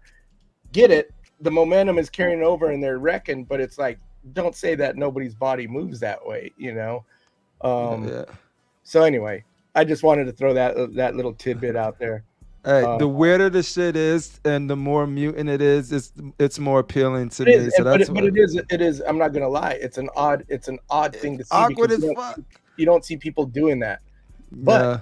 comic book character, when are you gonna see a big blue dude whipping around and jumping around and making formulas and with Dude. glasses on either? You know, so it's like, And like the thing is, you're doing this not to change people's mind on the piece. No. You just and the People are fun gonna thing say- is that this is Sideshow. We got Anthony, a representative from Sideshow, being able to give his perspective, just so you could be like, nah, you can do this. I mean, people can still That's not dope want as it. hell. You don't see a lot of studios doing this shit, dude. So I appreciate you for that, dude. Let's see. Let me bring up some. Shaolin, baby. I'll bring up. I'll show some close-up portraits of Beast. yeah. Let's see. Was Ryan Peterson on the sculpt on that? Yeah, that was his as well. Ryan Peterson. And a little fun fact is that he sculpted the maquette for Spectral Motion that did the effects for Beast in the first X-Men movie, which I know people were torn on that as well, but he was the one responsible for sculpting that.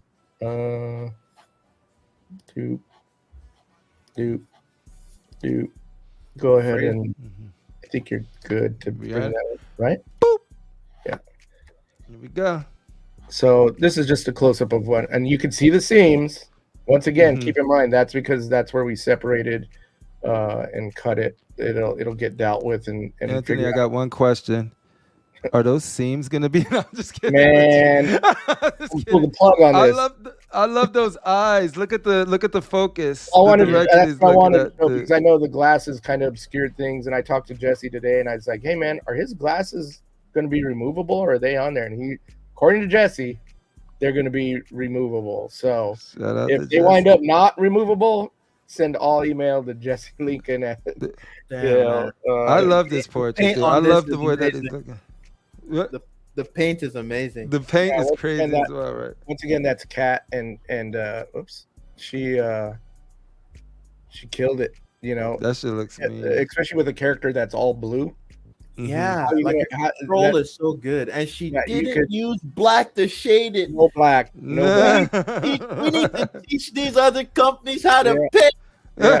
No black, no burn. We call that burning it in. You get people over. No burnt in up here. We torched the piece, but oh man, I mean, I love the expression on that thing.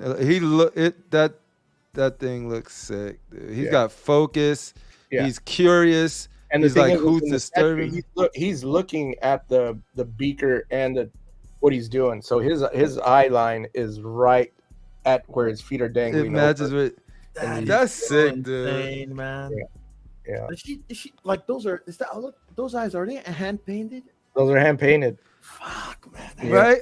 I was looking at the eyes and I'm just sort of like, what is something about those eyes that just look sick? Because you know some eyes could come off looking like stickers and shit. That looks beautiful.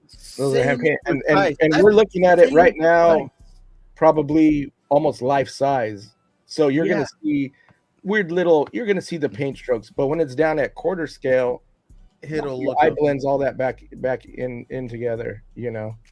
Something I was gonna ask. One thing I've always wondered: Sideshow changed their technique for doing eyes at the factories. I think there's some kind of printing technique being used now, and it's we've done that for years. It's just we're constantly refining it and trying to get it.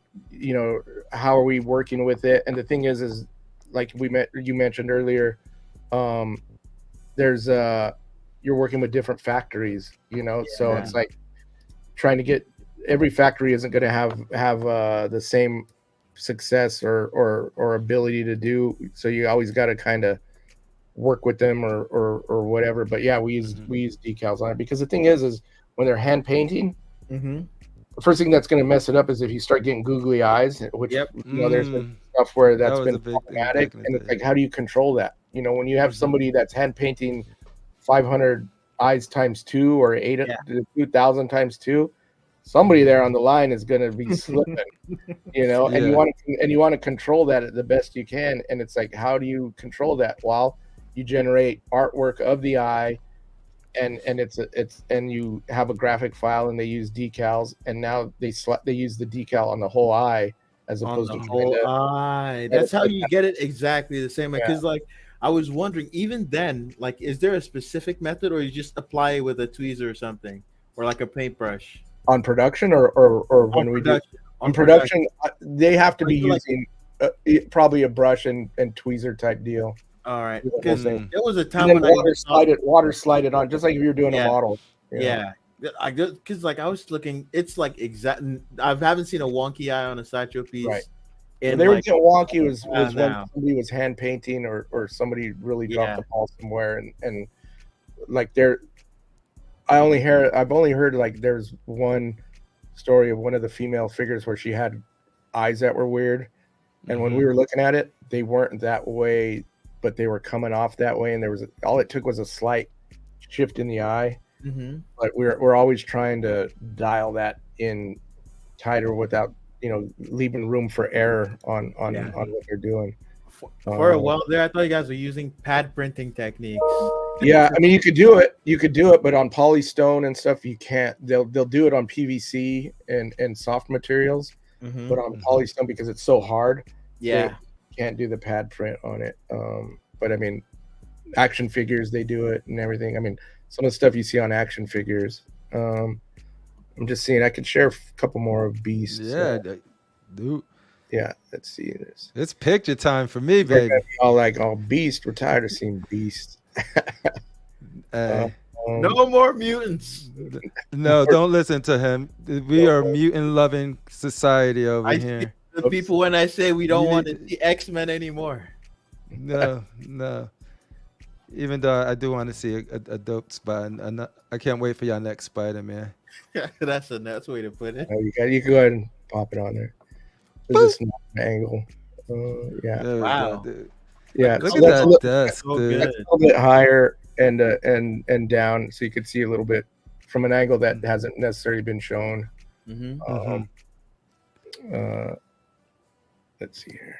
I initially did not like his portrait, but when you showed the close-up like you showed before, I got a better look at it, and I'm gonna change my stance. It's tough because the glasses and everything else, and from a distance, it's tough to see what's going on there.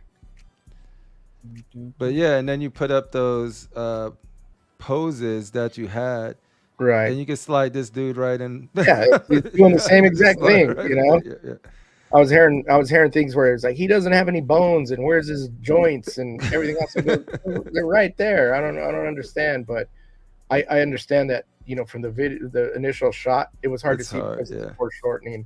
So that was a little bit on us, but that's why I wanted to share some of this stuff with you guys. Let's see, there's let me get a different view on this one. No. Like I said, I think this piece is there's people that I love that it's showing multiple characteristics of him, like his smart side, his acrobatic side. You got a beautiful base on it. The pose is very unique, very dynamic. So it's different. I mean, and different it's always hard. Like different it's always hard, but I love the ambition, and I think it paid off. And it ain't gonna work for everybody, but I think it's gonna work for people who looking for what we described. I think they're gonna eat that piece up. Yeah. Okay, I would say also, hopefully you can share like the high resolution pics with Sam, so he can circulate this in like the group. Yeah, like, if that's possible. Yeah, I'll check tomorrow and see if they're good with that. Yeah, he was about to send me some pictures. I was like, no, you can present them all. I don't want to be responsible for no leaks. Yeah. I mean, they're out. But you see, this is a great angle where you can see he's looking at what's going on there. You know what I mean? Yeah. Look at the eyeball, dude. Like when you see it like that. You see this, but this is what we were talking about earlier. I think but that's all people could focus on, right? So when you look at that, they not really that's where the focus goes because they just see it. But this is where once again, this is Jesse's, but this will more than likely the way if this was my project and I was handle it. I think this could be this. It'll probably get seamed up. At the most, there might be a seam that's here, and they might connect. But I mean, there's a few ways of dealing with this, but there's definitely not going to be a seam that's going to just cut right. Probably across. put a little hair there to cover it up or something. Yeah. Hairy. Give him hobbit feet. Yeah, big old hobbit feet. Just put some shoes on it, man. Then nobody have to worry. Put some big old goofy shoes on it. Some X-Men ones. Everybody be like, "Oh, what's the shoes on Beast?" But this is a great view of how he's focused and he's looking. He has the book and he's looking above his glasses, and I know I was watching one of the cats where they're like, "Man, what's up with the grandma glasses?" And it's like, what's up with the grandma glasses? I told y'all Anthony be watching, dude. Like we were laughing. Jesse thought it was hilarious, but I mean, the whole thing is you got to look very studious, and okay, that's very but also it's like, do you want a big glass that's gonna obscure his eye and, more of the and everything else? It's like, nah, he's got the glasses on, he's chilling, he's looking like a professor. And he's looking above his glasses and doing his business, man. He ain't no grandma.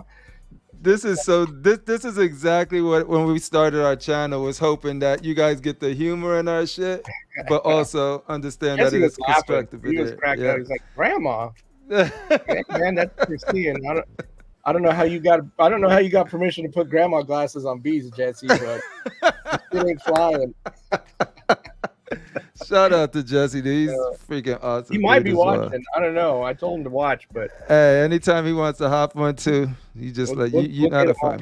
We'll get him on. Yeah. We have to. Yeah. Because he was fun on camera at StatueCon. He was sharing his stories and all that stuff. He's fun. He just needs to get over his spooked out about being on camera or whatever, or technology. We'll treat you right. We'll get you all set up. There we go. Let's see. I'll show you the other. Okay. I'm over here thinking I don't want to miss anything, but I'm gonna have to leave in like a few minutes, maybe one. All right, or two. then I'll show you a couple more things. Throw this one up. Boop. That's the other. That's the alt portrait. Portrait. Where you're gonna see that one. And once again, that doesn't have the glasses on, but he's looking a little fierce. That's so you could put the glasses on both of these portraits. I think so. Maybe not. Maybe just I don't know, to be honest. I doubt it. It wouldn't fit on the. Yeah, I think it's only the other one. This one is without glasses. Because the other one is the one where he's less beast. Damn! Look at that paint job.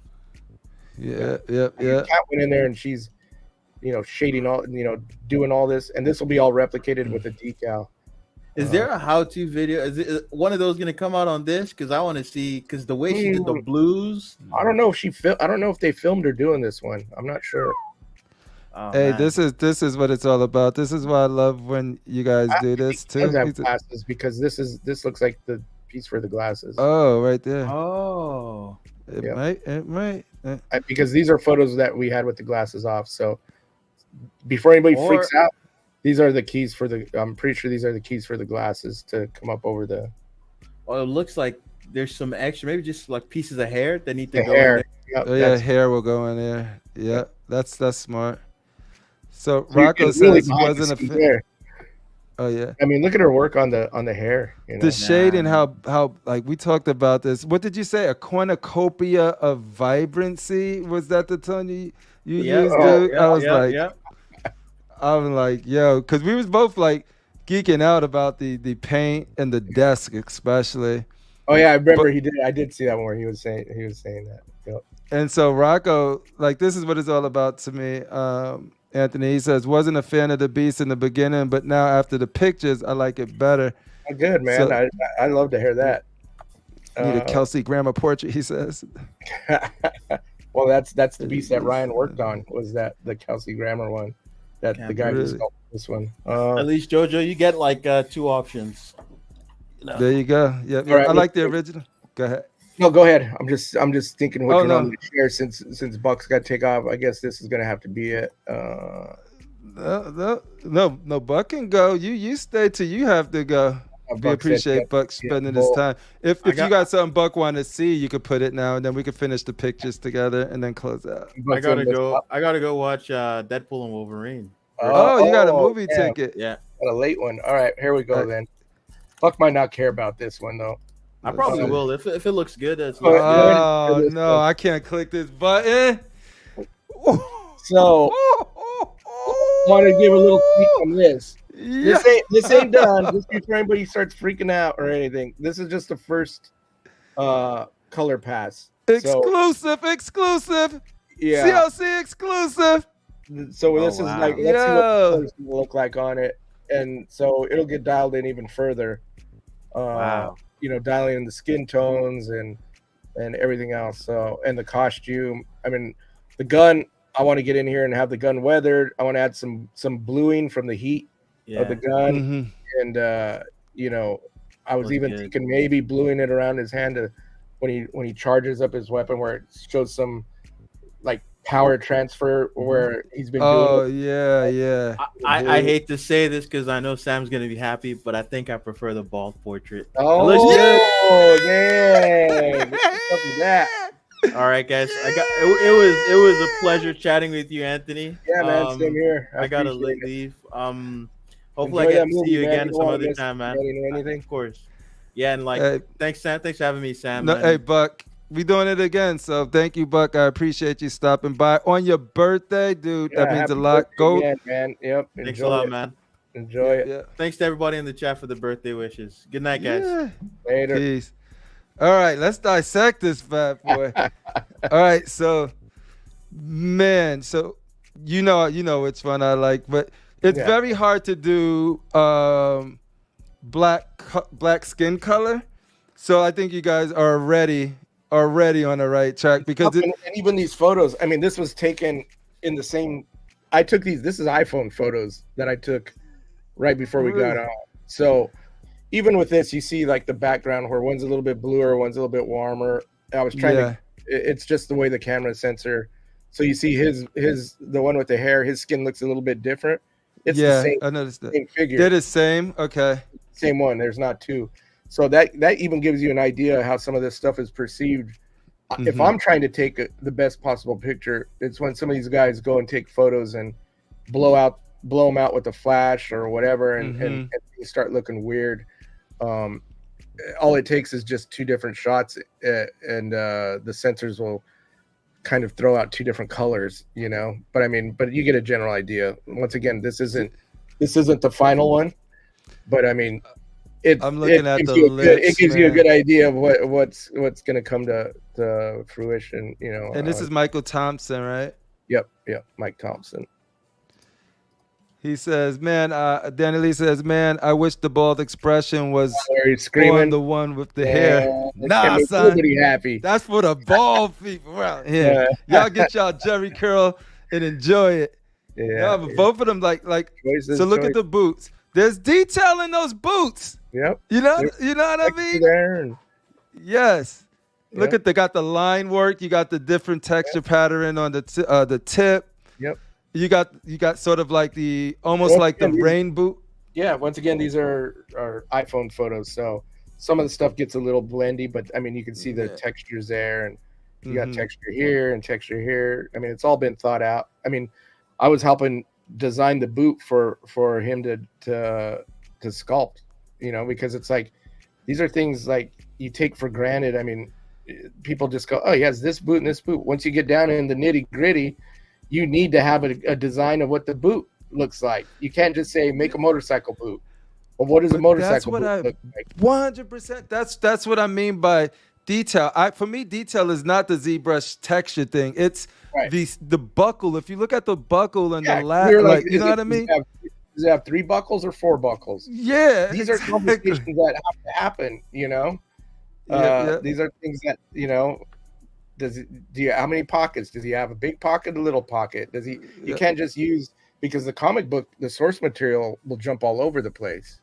Uh-huh. So it's like, you know, and I know there was talk about, you know, the gun.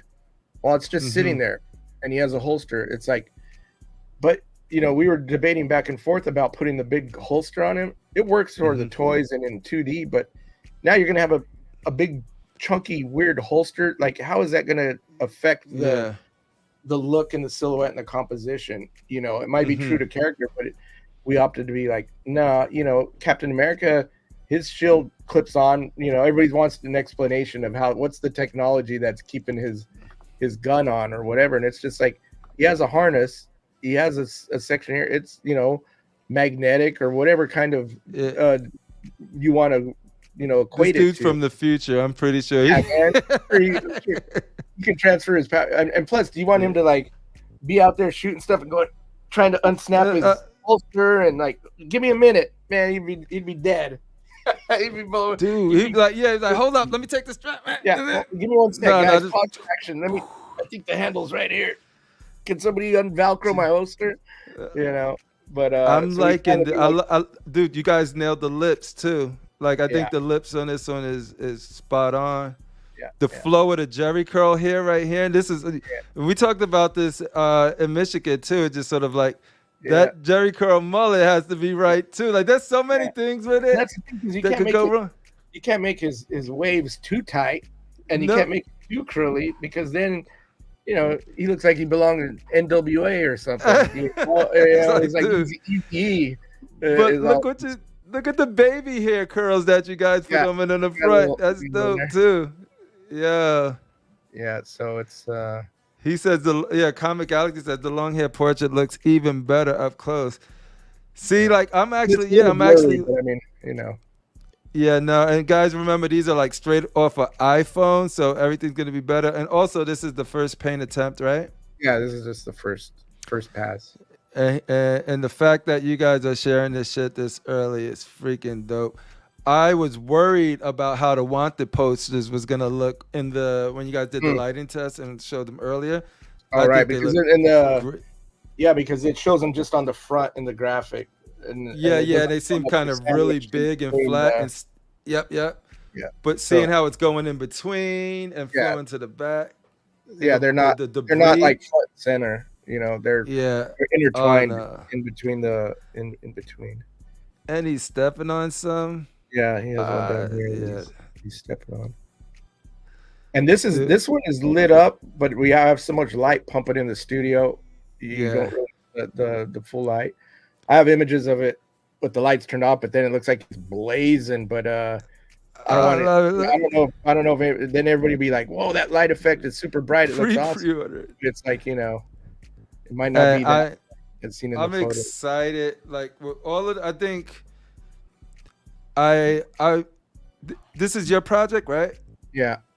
Right. So like, I was saying that I think all of the decisions made with this Bishop were spot on, bro. Like, cause one of these could have been it, and somebody would have been disappointed. You ain't gonna make everybody happy. It's impossible. Right. But you maxed out the people that will be excited to the point that if you're a Bishop fan, one of these is going to do it for you. Right. Like, and the thing is, I mean, I appreciate it, managing it. I can't take full credit on any of that because Mike wanted to do this character for it. So he already had this kind of started it working out before we even jumped onto it. And we were like, we like what's going on here. And so we were like, finish it up. So we had the base made. We had some slight changes. He wasn't finished with it, but he already had the concept in his head of how he wanted to do it. And we were like, this looks pretty dope. So it was just having him tweak a few things and then go in with all the details. He hadn't done the heads yet. Like I said, he hadn't done the base, and we had some of our sculptors in-house work on the base, and I worked with them to get it, you know, I wanted to see it laminated and some depth to it, you know, like to have that twist, that organic twist, that I think really comes out well, because sometimes when they do those portholes or do any type of weird effect, whether it's electric or wind or anything, it's hard to convey in 3 dimensions. So it's like, I think we need to layer it and get some dimension to it, or else it just looks like a hula hoop, you know, or something, you know. Think about like the portal itself. If you want it simple, and we have the StatueCon chat, and there was people in there being like, I just want it simple with no portal and just with them. You can do, I believe you could do that, or no? Yeah, because I was looking at the production. I was talking to our production guy that's behind Mike Tolentino.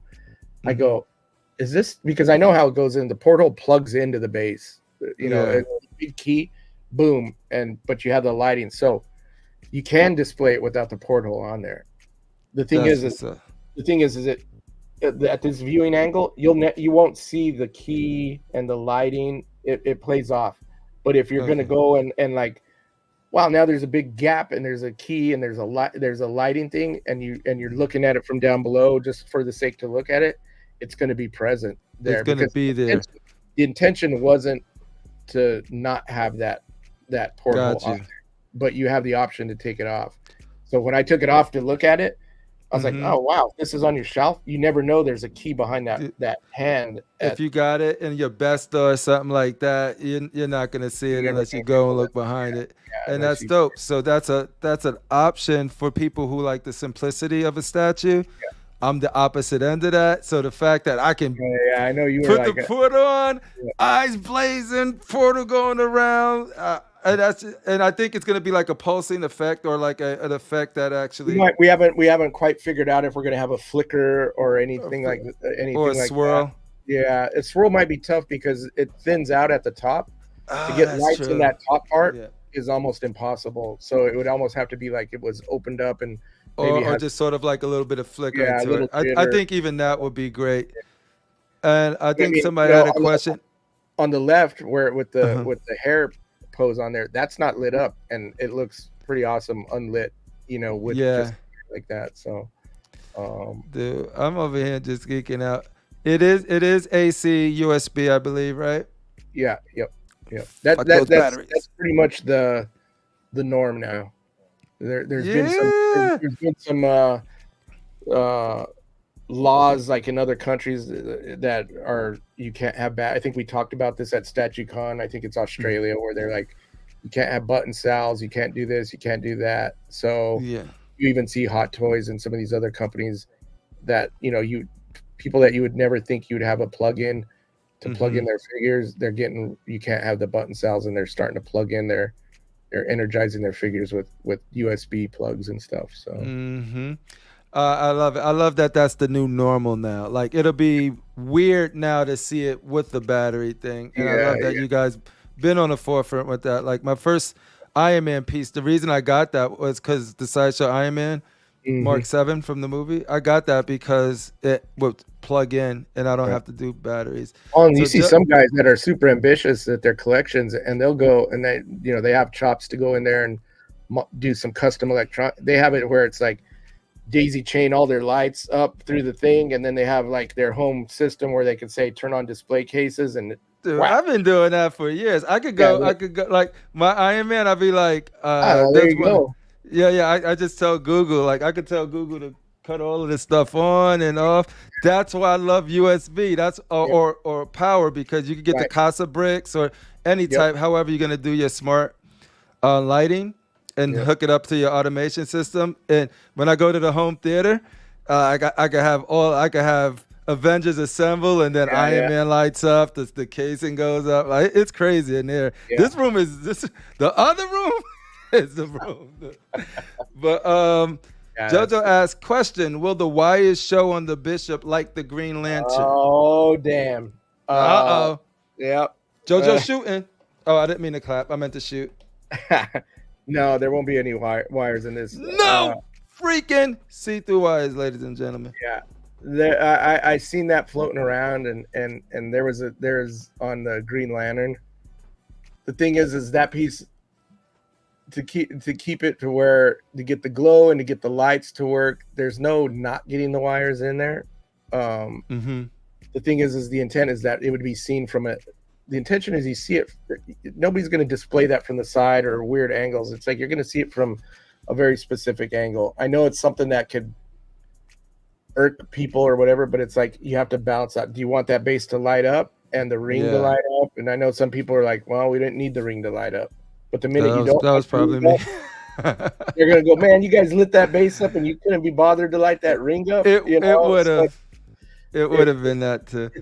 We know it would have been because everybody knows that his ring should be lighting up. It's the heart. It's Oh, it's got you. Because the base, if the ring ain't lighting up, there's no power to light up. yeah, Because there was that's what's actually energizing. I actually didn't think about that till you just said that. yeah, because I don't know if you even seen it, but there was a photo that showed the wires showing in the base of Yeah. and that I've became a seen it. thing, and I was like, wait up, I had to go back and do a double look, and I'm like, okay, I see what's going on here. If you take a picture of it with your flash on, it's going to pop and you're going to see those wires, but you do see them if you're looking for them in the piece. But if you're not looking, it could easily look like it's just a shadow or a reflection in the base itself, Yeah. unless you're like get fixated on it and you're going, oh man. But if it's when it's displayed, you don't see them. Yeah. I mean, that's why nobody on our website, they're there. You see them on our product page, but it didn't bug anybody. Nobody seen it until somebody starts. But I appreciate that explanation and the fact that this seems to be you got more base to play with here.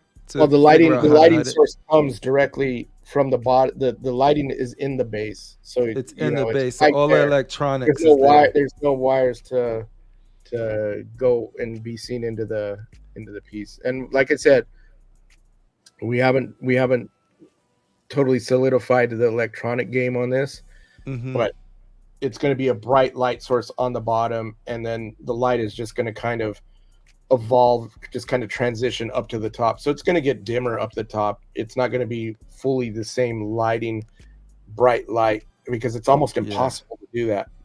Or else you are going to have something in that. You're going to have either some kind of, you're going to see the LEDs in the piece because it's so thin, and there's three layers. So it's like, do you over engineer, or do you over sculpt and you don't get that 3-layered effect just because you want to light it up? You know what I mean? Yeah. No, I totally. We would have to make one big solid donut, and then we'd have to put the lights in there and hope that they're in the center, so you don't get the ambient light, so you see the light and the wires inside of it, and then you might have to fog it over and hope that it doesn't get seen when the light, because then once you illuminate it, you're going to see a silhouette of. There's no getting away, we have to work magic, have magic in our statues, but everything has to play out. So it's like finding that balance. It's like, okay, we can get it to light up. The light source will have to be its brightest at the bottom, and let the light kind of like fiber optic kind of just light pipe its way up around. What is the temperature you guys trying to reach? Not as far as like the color tone, as far as like how bright, what is your nits? What is the nits? Do you want it to be like super bright, or do you want it to be like a vibe, like a ambiance, or what are you going for? I mean, still testing. Yeah, we're still testing, but bright enough to where it's obvious that it's lit up. Yeah. And the thing is in ambient light, you're always depending on what their display. Like if it was lit up right now in your room with the light, I see it. You're gonna see it. You're gonna see it. It's gonna be bright on the bottom. Like I said, I have photos with the lights off, and that thing's blasting, but it's because the lights are off. And it's just big. But at what, you're not even seeing the figure or anything. You're in the dark. All you're seeing is a magenta. It's just a light, and it's like nobody's gonna.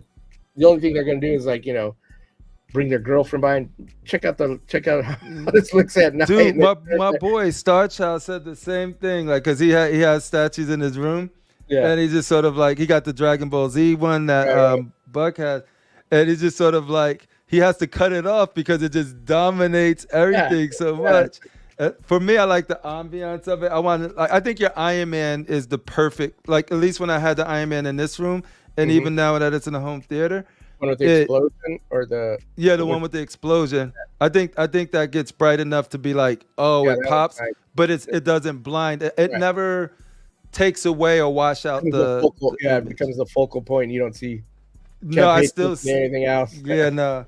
I think that one is like, it's the best example I had of a figure that can still see it. You know what it is. You can still see the paint, and I can have the lighting off, and it lights up just right. And when I have it on, like, this is usually the vibe I'm usually in with this, the level, and it still pops. Like, awesome. And it's still see Iron Man. I just don't see like a blob of light. You Right, know what I mean? right. And especially if you have his eyes and then you have the rock and Yeah, everything. because you got to still see his eyes. And imagine if it was so bright that you just lose the two eyes and it's just a light, and the chest is just like it doesn't. It does it perfect. That's what I was most impressed by that piece. I mean that's what we're looking to do. So you got the sneak peek, man.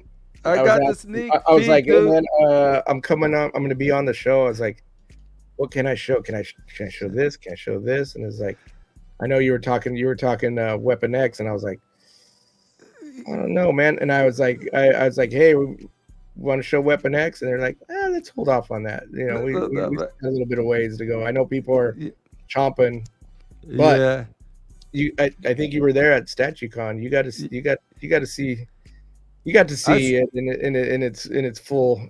I've seen some stuff that I like I said, I don't mention much because I don't know. I'm here. I can mention it because I told him I was going to show some stuff, but I mean, it was, unless you had camera glasses on, nobody could bring any of that home. I appreciate. If you were at StatueCon hanging out, hey man, come 2025, y'all get to see a lot of this stuff. Marcos put the date down, right? Yeah, the August 7th. It's the day after my daughter's birthday, 18th birthday. So I gotta do some finagling and smoothing that out. Yeah. But I'm like, you coming with me then now? But dude, Anthony, I appreciate you stopping by. This is a piece that I've been dreaming and hoping that one day that'll come into fruition.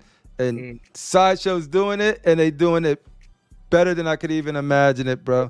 The options are here.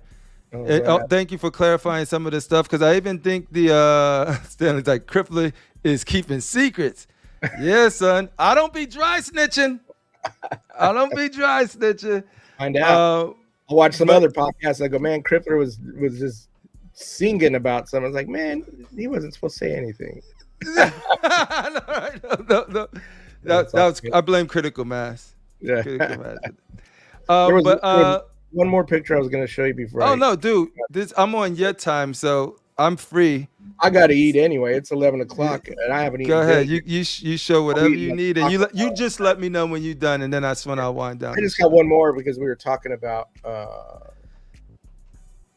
that, and I thought it was pretty good. Oops, let me get out of this. Yeah, people are loving it. Like, I'm not the only one. Moving all over the place. This is just one picture. It's not probably anything that anybody's going to be like oohing and ahhing about, but it'll give you. We already got the oohing and ahhing out, so now we can just. Yep. Let's see here. I'll start with a different one because this one looks a little. Everybody's going, what the hell are you showing? And thank you guys for being in here asking Anthony questions. I tried to get all of your questions in, so I appreciate you guys just vibing with us. Like I said, this is more to be more long form, more detailed conversation versus the crazy stuff we got going on Wednesday. So this is basically this just shows what we were talking about. The rod reinforcement. It shows the reinforcement. This is Red Sonja, and if anybody knows that piece, she's pretty dynamic on one leg, slicing through some blood. Look at the rod stuff, and this is the engineering that goes in. This is what we got to go. All right. I think a lot of people think it's like, there's just a rod in the foot and something, some weird shit's going on. There might have been some stuff that, years and years ago where it bent at the angle or something. But this is how far we go to make sure there's a metal rod that goes all the way up. That's into the base. That's welded and bent properly. That gets then put into the mold, and then the pieces casted around it. So it's almost like a skeleton. Like if she had a skeleton. Now, obviously, it doesn't go all through her body because it only needs to go a certain distance, but you get to see what's going on there. And I could bring up a couple other pictures where it shows. For sure. This is like almost like an X-ray to show where it's going. I'm seeing how it comes all the way up to there, and that's a piece that people started to get in the wild, and it's beautiful. Like that one's painted beautifully. Really cool. Yeah. And this will show you Ben Hizzle in the Hizzle, he says, I just got the red Sonya. She's freaking awesome. Good, yeah, she came out Oh, great. well, she is. Pop that one up. Boop. So that shows the rod itself, you know. Dang, dude. So there's the metal for the key, and then there's the rod that's welded to the key, and you know it shows the whole structure that goes inside of that. So in the rare cases that we get a bend, it's got to be something where there's a weird quirk in structural failure somewhere or something. But like I said, you know, contact customer service. They'll we're not going to leave somebody hanging unless the worst case scenario is something happens and we don't have any more or whatever it may be. But I know they're good at, you know, I'm sure some people that want their piece, they don't want, you know, credit or something, but things happen sometimes, but we definitely don't ignore it. And it's not something where we go, oh, who cares if it bends? I mean, we're going out of our way to make sure this stuff is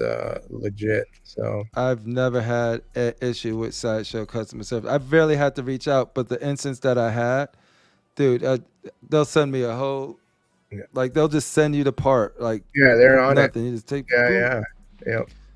And I'll show you another. I'll show you where it looks like it's in the absolutely. Let's see. Yo, shout out to Piggy for being in here. Piggy, you getting ready? You getting ready for the StatueCon 2025, homie? Piggy was out there with us last time. I'm looking to go again. Jesse and I are trying to see if we could finagle ourselves out there again. You can show that. Oh man, shoot! Let y'all not come next time. You go pop that one up. Yeah, they're missing out, man. Boop. Oh, so that shows where the rod kind of. Oh damn! Yeah, what's going on there? She okay? Yeah, all right. Can we call 911? That kind of gives an idea of where they're setting up the rod, the bend in the ways, and just a mock-up.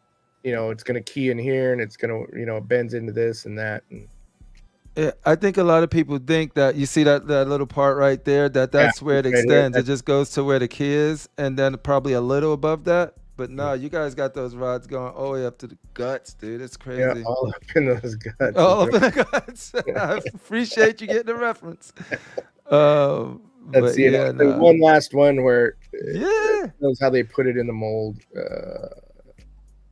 See, I don't think y'all, the people who getting that red Sonya, got that coming in, I don't think you guys got anything to worry about. They shouldn't have any issues with that. And the paint came out great on that.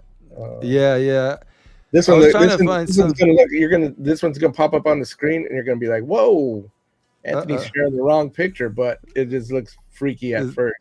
Okay, thanks for letting me brace for it. Go ahead and put it up. This is the rod in the mold. Oh my! What in the? I had to see it. I was like, "Wait, man, what?" I'm like, "Yo, what kind of freaky stuff you into right now?" All right, so then. So you're getting an idea of what the silicone mold looks like. Oh shoot! Part of the base.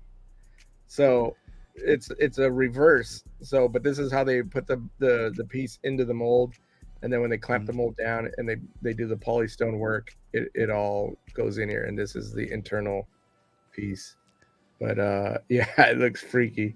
It's gnarly, but hey, yeah, is that still red Sonya? Yeah. Yeah. We got a different look at Red Sonya tonight, folks. CLC exclusive, baby. You ain't getting this nowhere else. I guarantee it. Yep. You know what's going on. But yeah, you see the mold. But look at how like that thing's solid. Like if it was to lean at any point, it would be if something happened here on the weld. Right there. You're only strongest at your weakest point.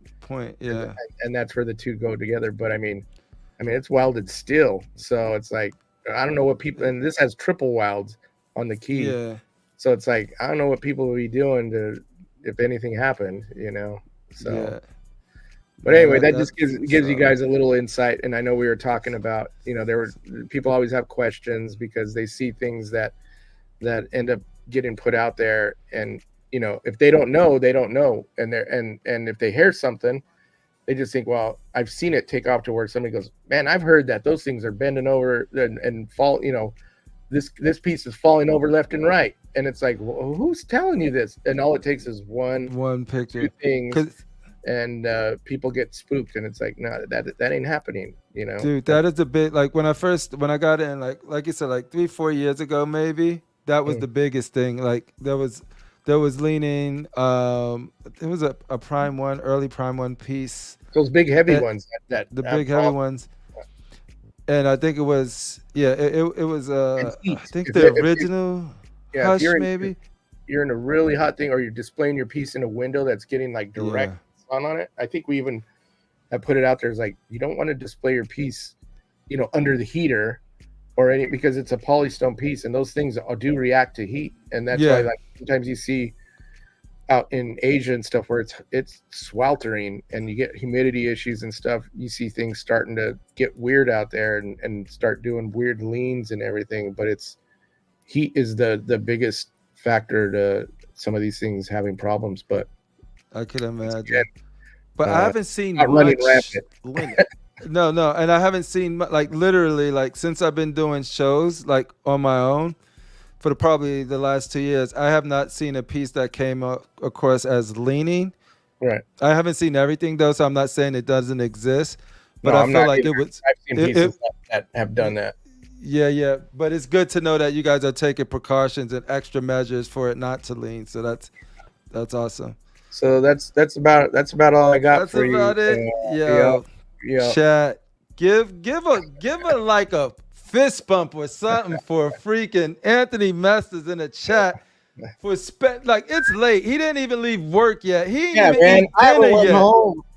This dude is hanging out with us, dropping knowledge, sharing his stories, giving us his experience, and also leaving us with some stuff to get hyped of. Also giving us a better look at the beast. You guys were able to see that. Dude, like, I love this. This is what I was hoping a relationship with a company could be like. It just straight up, like, don't take themselves too serious, can laugh, enjoy yourself, but also be informative. It's dope, dude. Because hearing that and getting the feedback allows me to, show, some of the higher ups or some of the, at the people that make the choices here at Sideshow to be like, hey, listen, this is valuable time well spent with the collector community out there. It's not, 100. We don't have to be, secret and not say anything and whatever. There's no harm, no foul, and I get it. Not everybody is open or respectful or whatever about I mean, let's be honest. There are other sites where, they just want to hate or whatever. We know. And that was always the thing that kept Sideshow out of it. It's like we don't, as a company, you don't want to get involved in that type of thing, and it's and that's something you have no control over. If you get into if you and I start talking and we open this up and I start getting bombarded with a bunch of it's Sideshow this and Sideshow that, guess what? That'd be the last. I don't think there was one of those, one comment like that tonight. I think. I mean, I didn't even read. I couldn't keep up reading comments. I was laughing. Oh man, nothing but love, dude. Like right now, it's all of like emojis and flames and like. I see now, cool man. I appreciate it. And the thing is, there's other people. Maybe Jesse got on. I know my supervisor, my boss. Matt was on there throwing his questions out there, whatever, just trying to be funny. Oh, really? Yeah. Matt was the one that asked about the Salma Hayek piece. The Salma Hayek, yeah. So I was trying to figure out. The thing is, it was a new name, so I didn't know if it was like a trolling name or not. So I put it on there for a little bit of a shout out. Thank you for stopping by. He's probably in bed already, so he probably popped in and then checked out. But I mean, the show will be up and people will be able to see it after the fact. But I think it gives us a lot of it gives us content to evaluate and look at on our end to go, are these types of interactions worth it to the community and stuff. So hopefully it continues, and hopefully, I mean, I've been talking to the other guys, like, Bernardo and some of the other people that if they have the time and they're willing to do it, they're try to get them in on it. Dude, like we've talked, I was like, dude, we need more like this. And it only works because you guys allow us to continue and do our thing. And at the same time, you trust us to be respectful. We're going to say our jokes here and there, but we're never going to say it out of spite or malice. Yep. And that's what's up. Like, that's what makes this great. And you informed all of our people, and everybody appreciates. And there's nobody in the COC community talk about Sideshow because we respect them. We got to love it. A lot of us have a lot of y'all pieces. Like, why? It makes no sense to even do that. Yeah. And once again, I don't expect everybody to be only collecting Sideshow or everybody, because then, we were talking last time. It was like, if everybody just loves Sideshow, then what, that it either seems fake or there's something amiss. Like everybody doesn't have to like one thing. I don't like one thing or one company, So I got just as much Sideshow as I have XM, and I got a few Prime ones. Right. And I always go by the piece. And now I'm starting to appreciate the talent behind it. Now there's some stuff that you know what I mean? Right, I love that I know that my piece is a Daniel Canale. I'm at Martin Canale or Daniel Bell. I'm both of them. Hey, that's the Batman. The Batman versus Joker. There you go. Danali. But yeah, I love the perspective that I get from communicating with you guys, and I love that you guys let us critique and laugh or be like, oh, we improved this by doing this. Like that's what it's about. It's the dialogue, and if there was something that was amiss, here's how we identified it. Here's how we doing it now. Or no, it wasn't a miss. It was boom. Here's some clarification. Yeah. Oh, now we're educated on it, and we can educate our people and keep them in. Right. I just want it to be as reliable in a fun way, not in a strict like blah blah blah. Like that's boring for me. So it's sort of like have fun, do our thing, get information. Yeah. That's what's up. Thank you once again. Do you want before we even go though, we gotta shout out my boy. Because this is, right here, Daniel Bell going to be revealing some Sideshow magic. He's going to get into it. You know how he does. These are the videos we're talking about. So, you get to see his sculpting process with Magneto. So, if you're interested in that, that's in 16 hours. I believe it's 9 p.m. tomorrow. And also, we got Fatal. Let me get Fatal up there because that's with Fatal tomorrow as well. Tomorrow, so. Yep. Let me get that on this. He's doing back to back. That's what I'm talking about. I don't know if I'll be going that long, but I'll be popping in. No. Let's see if I could get his live going so I can show that. There it is. Present this. Dun dun dun. Where it is? Boom. There it is. There he is. Yo, your AI artwork needs work. Your AI game needs work. I don't know if I want to be on this show now after looking the way I look there. You should have seen what he did to my boy Buck for his birthday picture. I was like, but shout out to that's Redeemer. That's Funko Fridays. You get Redeemer, Fatal, Daniel Bell, Anthony Mestas. Fuck there. Yo, that's not Daniel Bell. What kind of sitcom 70s hairstyle? I don't know what's going on, man. I'm gonna have to pass on this one. No, we treat you right on the thumbnails here. No, but dude, thank you very much once again. Sideshow representing, Anthony Mestas representing, COC representing. See you guys next time on the Pop Out. Awesome. I don't have an ending for this pop out, so we're just going to use the one that Rashid likes. Peace.